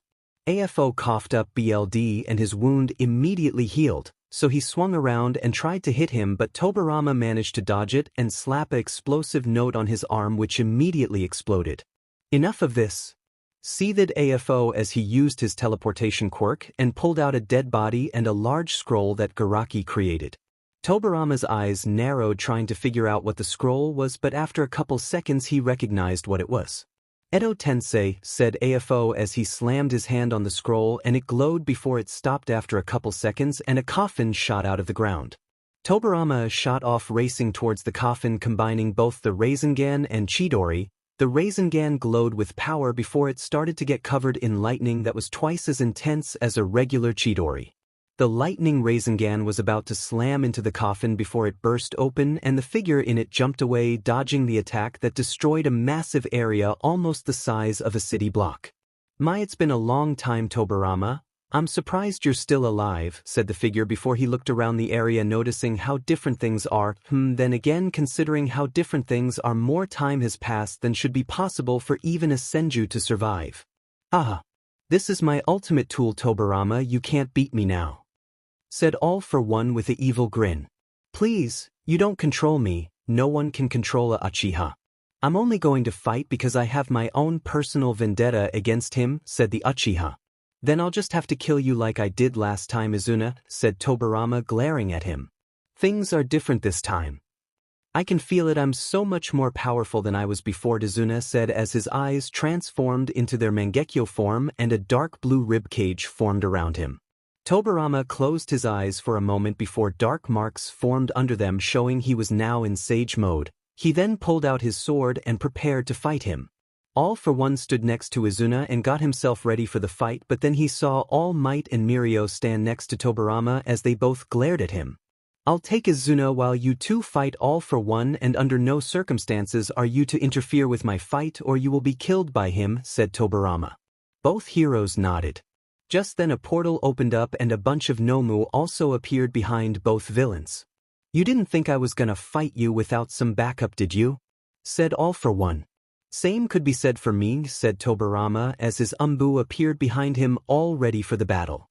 And now the clash of gods shall begin, said Nezu, standing on top of a building in the far distance, watching this all unfold. Tobirama and Izuna stared at each other for what felt like a long time but in reality was only a couple of seconds. It seems time definitely has changed. Question is just what exactly, said Izuna, looking around for a moment before his Sharingan activated and he glared at Tobirama. Oh well, I can figure it out after I kill you. Tobirama didn't respond. Instead he took a deep breath through his nose to calm his nerves. He had to take this seriously. Izuna was no pushover, he was the younger brother of Madara. They stared at each other a moment later before they both charged at each other with Kage-level speeds. Tobirama ducked under a punch from Izuna and he retaliated with a strike to his stomach, but Izuna jumped out of the way. Once he put some distance from Tobirama, he threw a punch of kunai at him to keep even more before he quickly went through some quick hand seals. Fire style. Fireball jutsu. He shot out a SUV-sized fireball at Tobirama. Tobirama saw this and charged a large amount of chakra to his leg before he lifted it up and axe kicked it into the ground, forcing the ground up and creating a wall protecting him from the fireball. Izuna appeared on the side of the rock formation and pulled out his katana, cutting Tobirama in half. A smirk appeared on his face before he saw the ground crack under him, and he was met with a foot slamming into his chin with enough force that if he was alive his jaw would be where his eyes are. Electric murder, said Izuna, coating himself in lightning chakra, which made Tobirama back off, but he went through some quick hand seals. Wind style, air bullets. Tobirama's cheeks expanded before he shot out 10 large air bullets that were the size of basketballs. Izuna dodged all but one, which ripped his right arm and shoulder off like it was nothing. Izuna instantly started to heal from the wound, and before long he had both his arms back. They both charged at each other and engaged in taijutsu. Tobirama blocked a kick and threw a punch which was dodged, but he then had to counter a punch from Izuna and he managed to land a strike against his gut. He then quickly went through some hand seals, water style, double water dragon jutsu. 2 massive water dragons formed from thin air and charged at Izuna, but the 𝗧𝗏𝗃 saw it and his eyes pulsed and transformed into his Mangekyo Sharingan, and a light blue rib cage formed around him. Once the attack dissipated, Izuna was seen standing and smirking. Proudly, I may not have been as strong as my brother, but now I'm near his level. Susanoo, the ultimate defense and offense, but it come at a cost of chakra, which won't affect him since he's a Edo Tensei. I have to make sure he can't complete the jutsu no matter what's, thought Tobirama. In the corner of his he saw that Lemillion and All Might were having an extremely fierce battle, 𝗲𝗏. He then saw that his Anbu were holding their own against the Nomo, but with the help of the remaining members of the league it was an even battle. You don't have time to look around, Tobirama. This is the day I get my revenge against you, Izuna said as he charged with much more confidence since his Susanoo was protecting him now. No defense is perfect and you're no Madara, said Tobirama before he sent chakra to his legs and charged forward. He then sent chakra to his arm and punched the Susanoo ribcage, cracking it. Izuna gritted his teeth seeing that and sent more chakra to it, and it formed a skeletal arm which swiped down trying to hit Tobirama, but he jumped over it and threw a bunch of explosive notes which damaged the ribcage even more. Izuna grew angrier seeing that, and he moved in throwing a kunai at him which Tobirama dodged but was cut off when Izuna appeared before him and his Mangekyo Sharingan spun trying to hypnotize him. Tobirama closed his eyes to not get hypnotized but was met with a vicious kick to his stomach which flung him back. He rolled and tried to stand up but was then hit with a kunai which stabbed him in his shoulder. Kana jumped out of the way from a Nomo before she lifted her arm up and extended the barrel and fired, blowing the Noma's head off. She then quickly turned around and shot 2 times, killing 2 more Nomu. There's just no end to them, said Kana as she quickly reloaded her rifle and fired again, blowing a Nomu's arm off. But that's half the fun, said Dabi, incinerating a Nomu with flames over 2,500 degrees. Dabi then quickly turned around and blasted his flames, killing more Nomu before he charged in and went through a couple hand seals, fire style, flamethrower jutsu. A massive wave of blue flames exited his mouth heading towards the small horde of Nomu charging at him. They didn't even get within 100 feet before the flames enveloped, then burning them till there was nothing left. He smirked seeing this, but in the corner of his eyes he saw that his Anbu squad were struggling with a large Nomu that was the size of a small house. "Get away from my team, you ugly eft," he said before charging at it. For Kana, she jumped over another Nomu and placed the barrel against his brain before she pulled the trigger. But then she heard a loud explosion and looked over and saw that All for One was slammed into the ground, greatly hurting him, but the wounds healed and All for One stood up with gritted teeth. 𝗧𝗵𝗃, he yelled in frustration. 𝗧𝗵𝗃 obliged and a massive portal opened and 𝗧𝗵𝗃 walked through it and looked around trying to figure out what's going on and where he is. 𝗧𝗵𝗃, kill all the heroes and those Anbu, I don't want to see a single one of them alive, said All for One. 𝗧𝗵𝗃 roared and charged at the Anbu and swung his arm faster than was thought and killed over several Anbu. Dabi, we need to take him down now, said Kana. Got it, boss lady. A tick mark appeared on Kana's forehead. The Susanoo's arm swung and Tobirama body flickered away, dodging the attack. He jumped back and looked at Izuna's half-completed Susanoo. Its upper body was completely formed and now it even had flesh on it along with some clothing showing that it was almost formed. Tobirama kept trying to rack his brain for a good way to destroy the Susanoo, which was very hard since Izuna had a never-ending supply of chakra, so he can just keep remaking it no matter how many times he destroyed it. I need to remove the Edo Tensei, he thought as he flexed his hands and charged forward while going through hand seals, and he shot out a bunch of water bullets which obscured Izuna's vision. Izuna looked around and saw that Tobirama was gone. He was put on edge and kept searching for him but didn't see him anywhere. Reincarnation, yelled Tobirama, appearing above Izuna, slamming it into the Susanoo, cracking it and almost completely destroying it, but Izuna reacted fast enough to blast a massive fireball at him which made him have to jump back to escape the attack. 𝗵𝗃, seethed Izuna as he dispelled the Susanoo and was about to recreate it when a kunai was flung at him and Tobirama flashed in front of him with lightning chakra arching around his hand. Chidori! The jutsu tore through Izuna and Tobirama quickly turned around holding a note with a seal on it that he created. He slammed it on Izuna's arm and activated the seal, but Izuna ripped his arm off and reactivated his Susanoo. The Susanoo created 2 massive swords and tried to slash at Tobirama, but Tobirama flung another kunai and flashed away, dodging the attack. I need to keep his mind preoccupied so I can finally end this, thought Tobirama before he bit his thumb and went through hand seals and slammed his hand on the ground, summoning jutsu. 2 massive poofs of smoke appeared, covering the area with them and confusing lots of people watching this. Once the smoke cleared, 2 massive creatures were standing where Tobirama summoned them.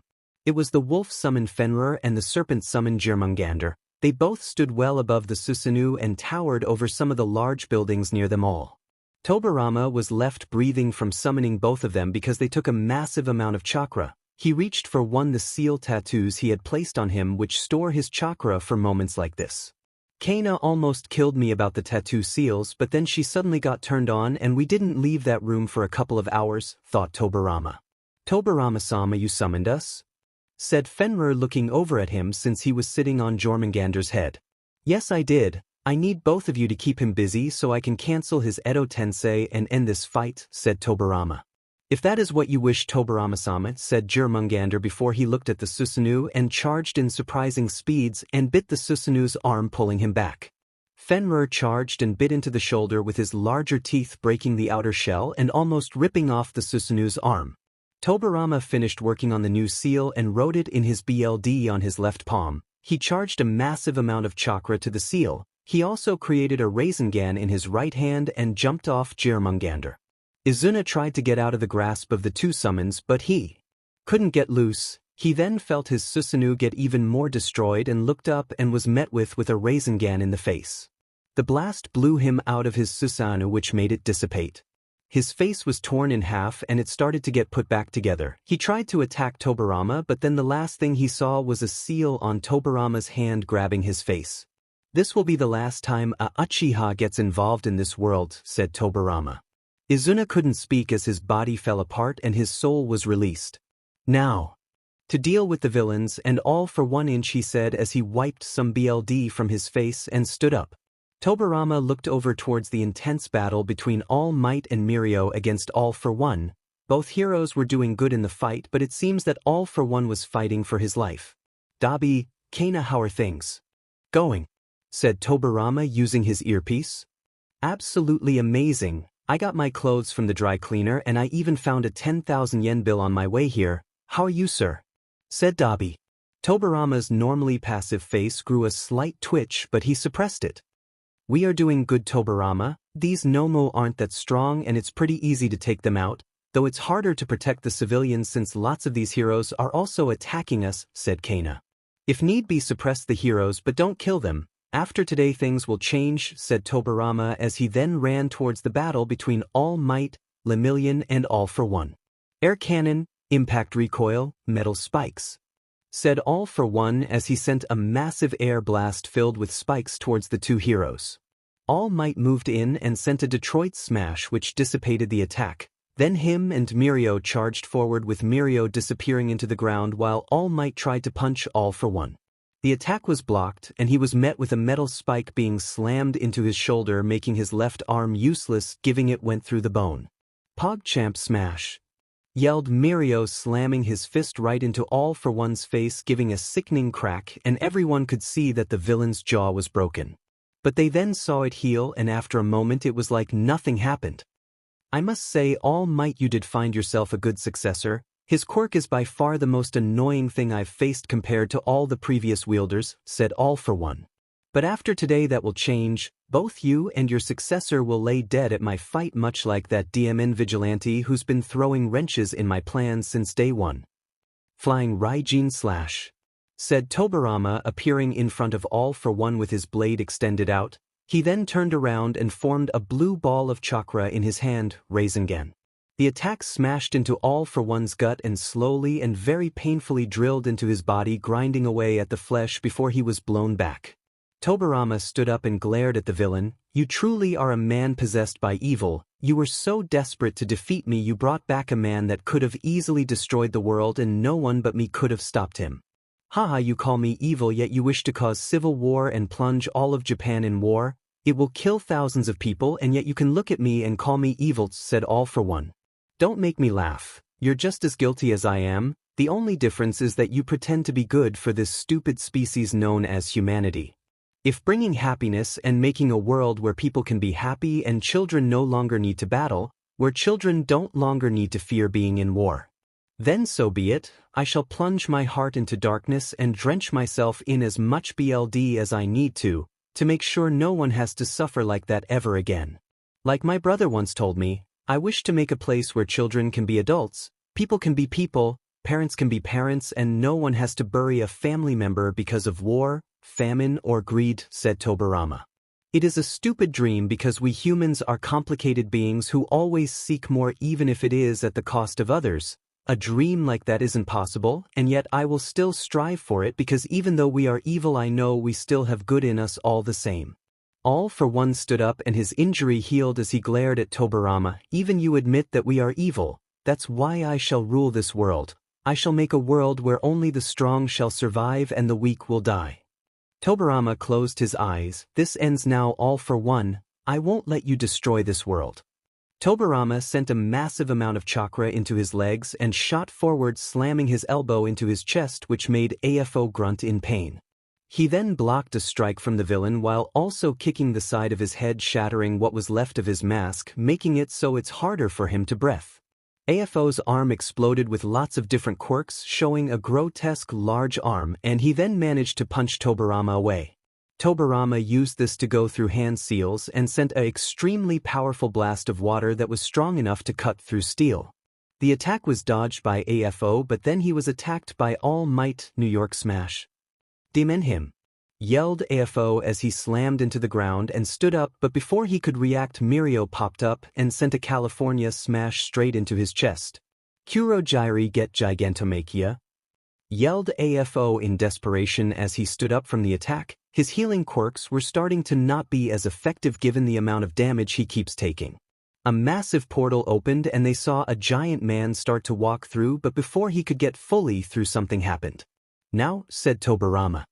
Himiko appeared behind 𝗬𝗲𝗄𝗃 and stabbed him in the side of his head, killing him instantly and causing the portal to snap shut and cut the giant in half. 𝗬𝗲𝗍, help me! Yelled 𝗔𝗂𝗪𝗍 as he tried to hold his insides in but was losing way too much. 𝗣𝗲𝗍 froze when he saw this. He then looked over at Toga, who smiled and waved at him while pulling the blade out of the side of his head. This can't be happening. Garaki, bring in my other 𝗨𝗍𝗧, said 𝗧𝗲𝗍 using a quirk. Instead of hearing him, all he heard was someone else. I'm sorry sir, but that doc is dead along with all those 𝗨𝗍𝗧. Tobirama saw this coming, so he sent us to kill them, said Anbu in Garaki's base before he plunged a kunai into the doctor's head, killing him. 𝗧𝗲𝗍 froze. He couldn't comprehend it. Every single plan he had, years, decades of planning, have all gone to waste. His league is dead, his army is gone, 𝗬𝗲𝗄𝗃 and 𝗔𝗂𝗪𝗍 along with the doctor are dead. His allies are either dead as well or too scared to even show their faces. Everything he planned has come crashing down, and 𝗧𝗲𝗍 simply fell to his knees, not able to handle it anymore. Nothing has gone according to plan, and now everything is simply in shambles. Tobirama walked up to him, standing behind him, and in his hand was a 𝗧𝗏𝗠𝗓𝗠. He didn't even let 𝗧𝗲𝗍 have any last words before the 𝗧𝗏𝗠𝗓𝗠 went right through his heart, killing him. Your reign has finally come to an end, all for one, said Tobirama as he pulled his arm out, and the body of all for one fell to the ground dead. Tobirama then turned and looked at All Might and Mirio, who were both staring at him. He is dead and can't hurt anyone ever again. His organization is gone as well. I only have the remnants of the Hero Association and villains along with the government as my enemy. So tell me, All Might, said Tobirama, glaring at him. As he flexed his chakra, showing him just how powerful he was, will you also be my enemy? All Might stared at him for a long time, not saying anything before he shook his head. No. My time as a hero is up anyways. What, but All Might, we need to stop him, said Mirio, looking at him shocked. No, Mirio. Even if I wanted to, I couldn't. My time is all used up, said All Might as he deflated into his normal form. Tobirama looked at them both before he turned and saw that most of his Anbu have defeated all the 𝗨𝗨𝗧 in the area along with the heroes that did attack them. Just know this, lemillion. I shall change the government to ensure something like this doesn't happen again, and if you do stand against me, then you will be my enemy, said Tobirama as he walked away towards his forces to help them clean up the remnants of the 𝗨𝗨𝗧. Mirio, I know you don't agree with him, but the tides are changing, and as sad as it is, sometimes we need change or to completely change the system, said All Might. I don't understand, sir. You will one day. Just know this, sometimes change is a good thing while other times it isn't. You must know when is the time for which, said All Might. Mirio's mouth thinned into a line as he looked at his 𝗧𝗏 before looking back at Tobirama and the Anbu cleaning up everything. For Tobirama and his forces, once they finished up, they all fled the scene, giving more and more heroes were showing up along with police officers. Though some of the heroes and police didn't raise a finger to them, while others attacked them on sight. After they left, all that was left for the heroes and police to do was start making sure everyone was alright and help any that were injured. Tobirama and his Anbu arrived back at base, where they were all greeted by members that were either too young or too injured to help in battles. For Tobirama and 𝗧𝗍𝗃, they didn't even get 10 feet into the base before they were both tackled by a little white missile that was airy. She was hugging them both very tightly. "I was really worried. I thought I was going to get hurt, 𝗵𝗃𝗃," said 𝗧𝗃 as she hugged them.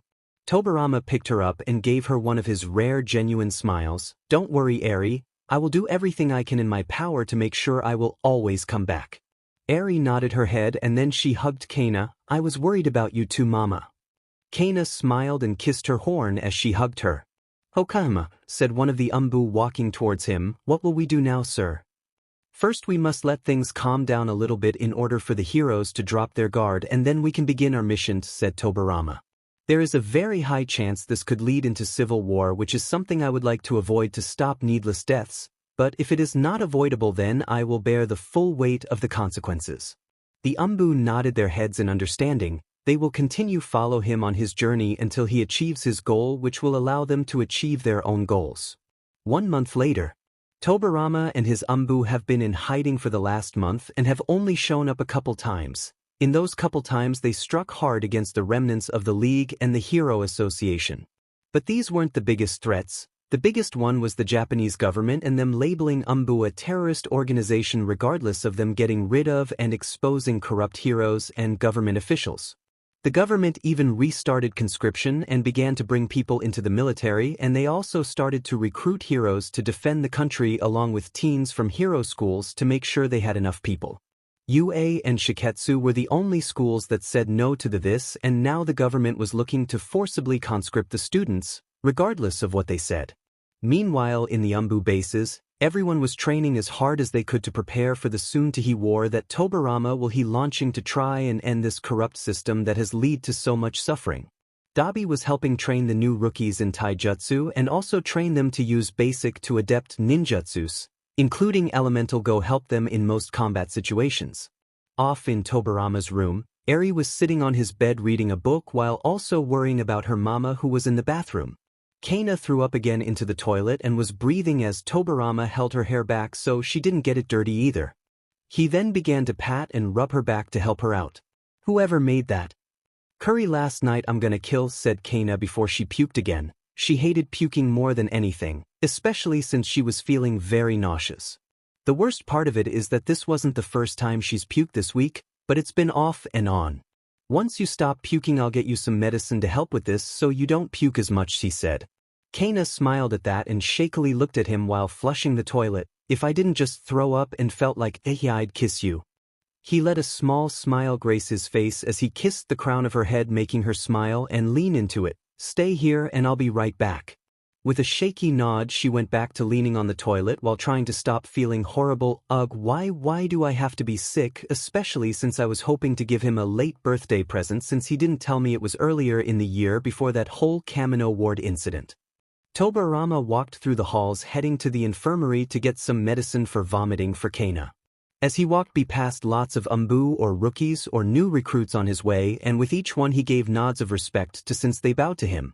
He soon arrived at the infirmary and he saw Squid, who was looking through the shelves, while near him was Himiko, who was sitting on a bed kicking her legs back and forth while waiting for him.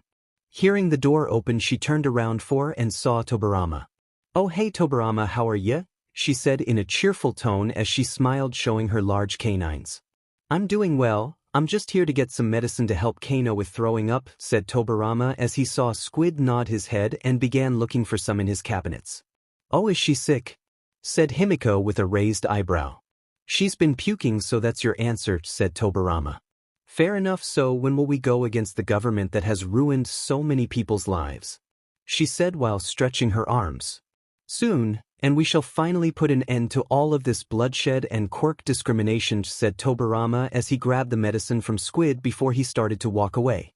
"But just let me know if you need me to sneak in or anything. I mean, you helped save me, so I owe you," she said happily. "I'll make sure to remember that, Toga." "Himiko."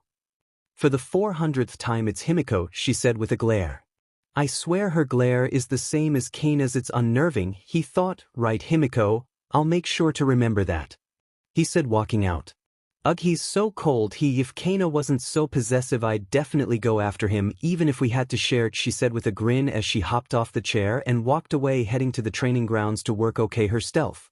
Squid looked at her then sighed. I don't know if Hokage-sama is lucky or cursed for getting two hot women that can easily murder a large number of people to be interested in him, he said as he went back to work.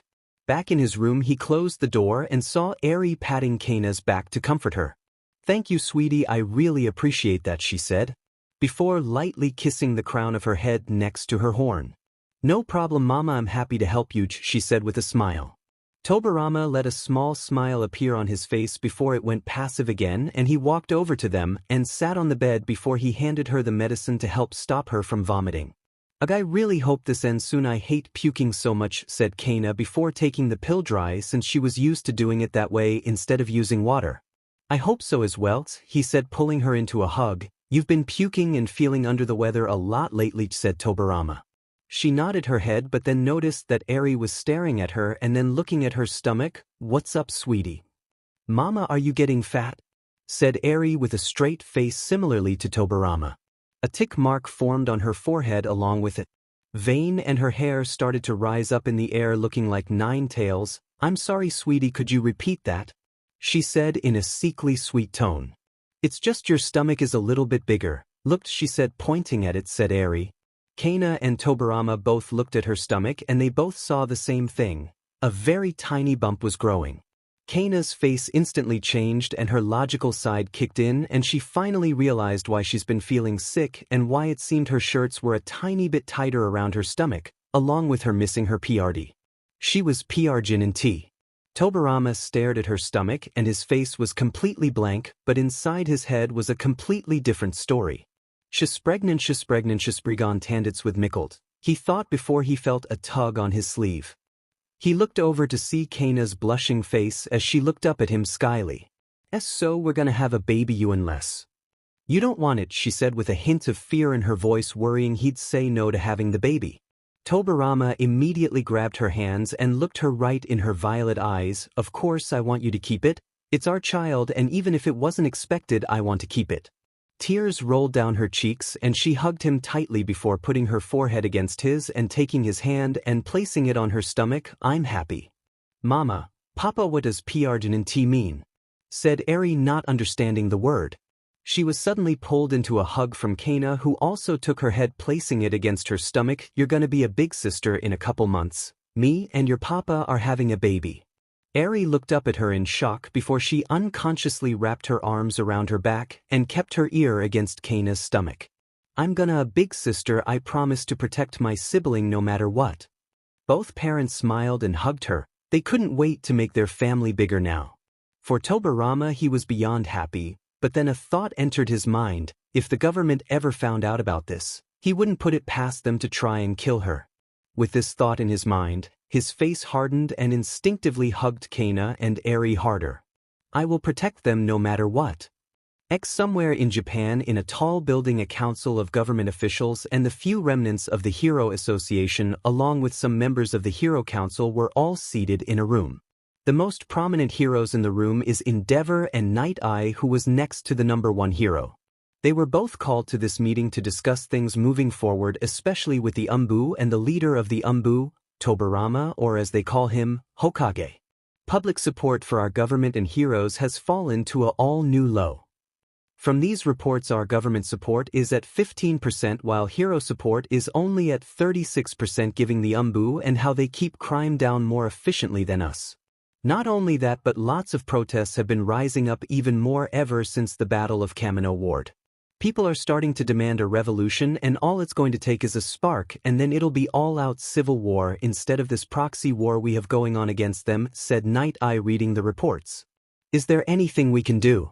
Surely we can win back support from them, said a government official. Not likely, answered Night Eye with a sigh. The Hokage has struck a chord deep within our society, and because of that, they have the hearts of most of the people while we are struggling to even hold what we have. So what should we do?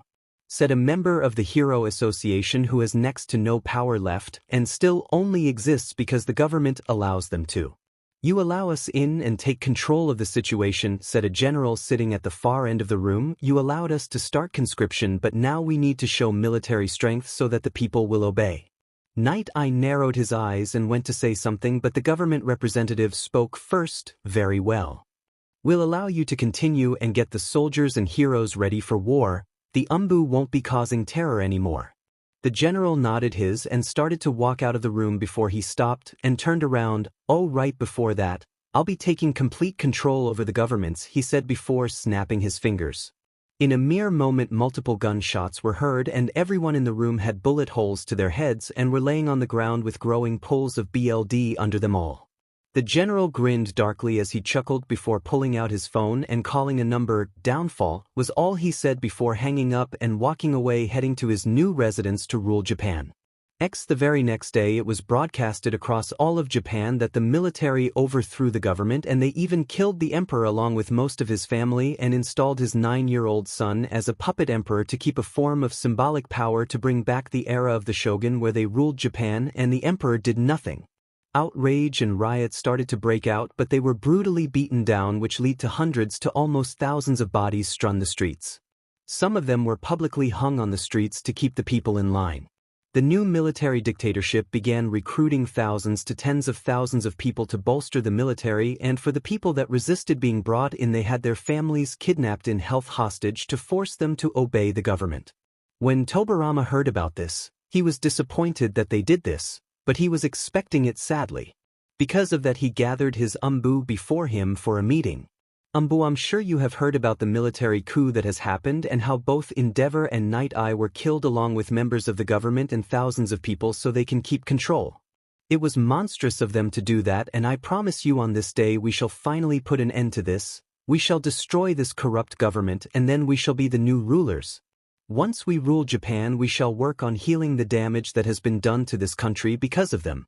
No longer will the government be able to oppress people because of something as simple as a quirks, said Tobirama. I will not lie, my rule won't be perfect. I'm human and I shall make mistakes, but I do guarantee you that I shall do everything I can to make people's lives good and so that kids never have to suffer like we all did because of the quirks we were born with. He looked over his Anbu, seeing that he still had their complete, undivided attention. Now gather into your squads and listen to your captains. Orders, we are going to free Japan. Hi Hokage-sama. They all yelled before they ran off. Tobirama watched them leave before he walked over to Kana, who was equipping her Anbu gear, but he stopped her. I don't want you to go. Her eyes hardened and she glared at him. I can still fight so I can go, she said. Yes, I know that, but, he said as he placed his hand on her stomach, the baby is still in a fragile state, so if you push your body too hard, something bad can happen, or if you get hurt. Kana looked at him and saw that in his eyes were sadness and understanding along with happiness. Fine, but if I'm staying home from now on, you have to promise to come home to me and Eri along with the baby every day or else, she said with a glare. He nodded his head and cupped her chin before kissing her with so much love and care that it almost knocked her out for how good it felt. I love you and Eri. Along with this 1-inch bee said, rubbing her stomach again. I love you too, and since I can't go, you'll have to make it up to me, she said with a tiny blush forming on her cheeks. He froze when she grabbed his pee-pee through his breathes.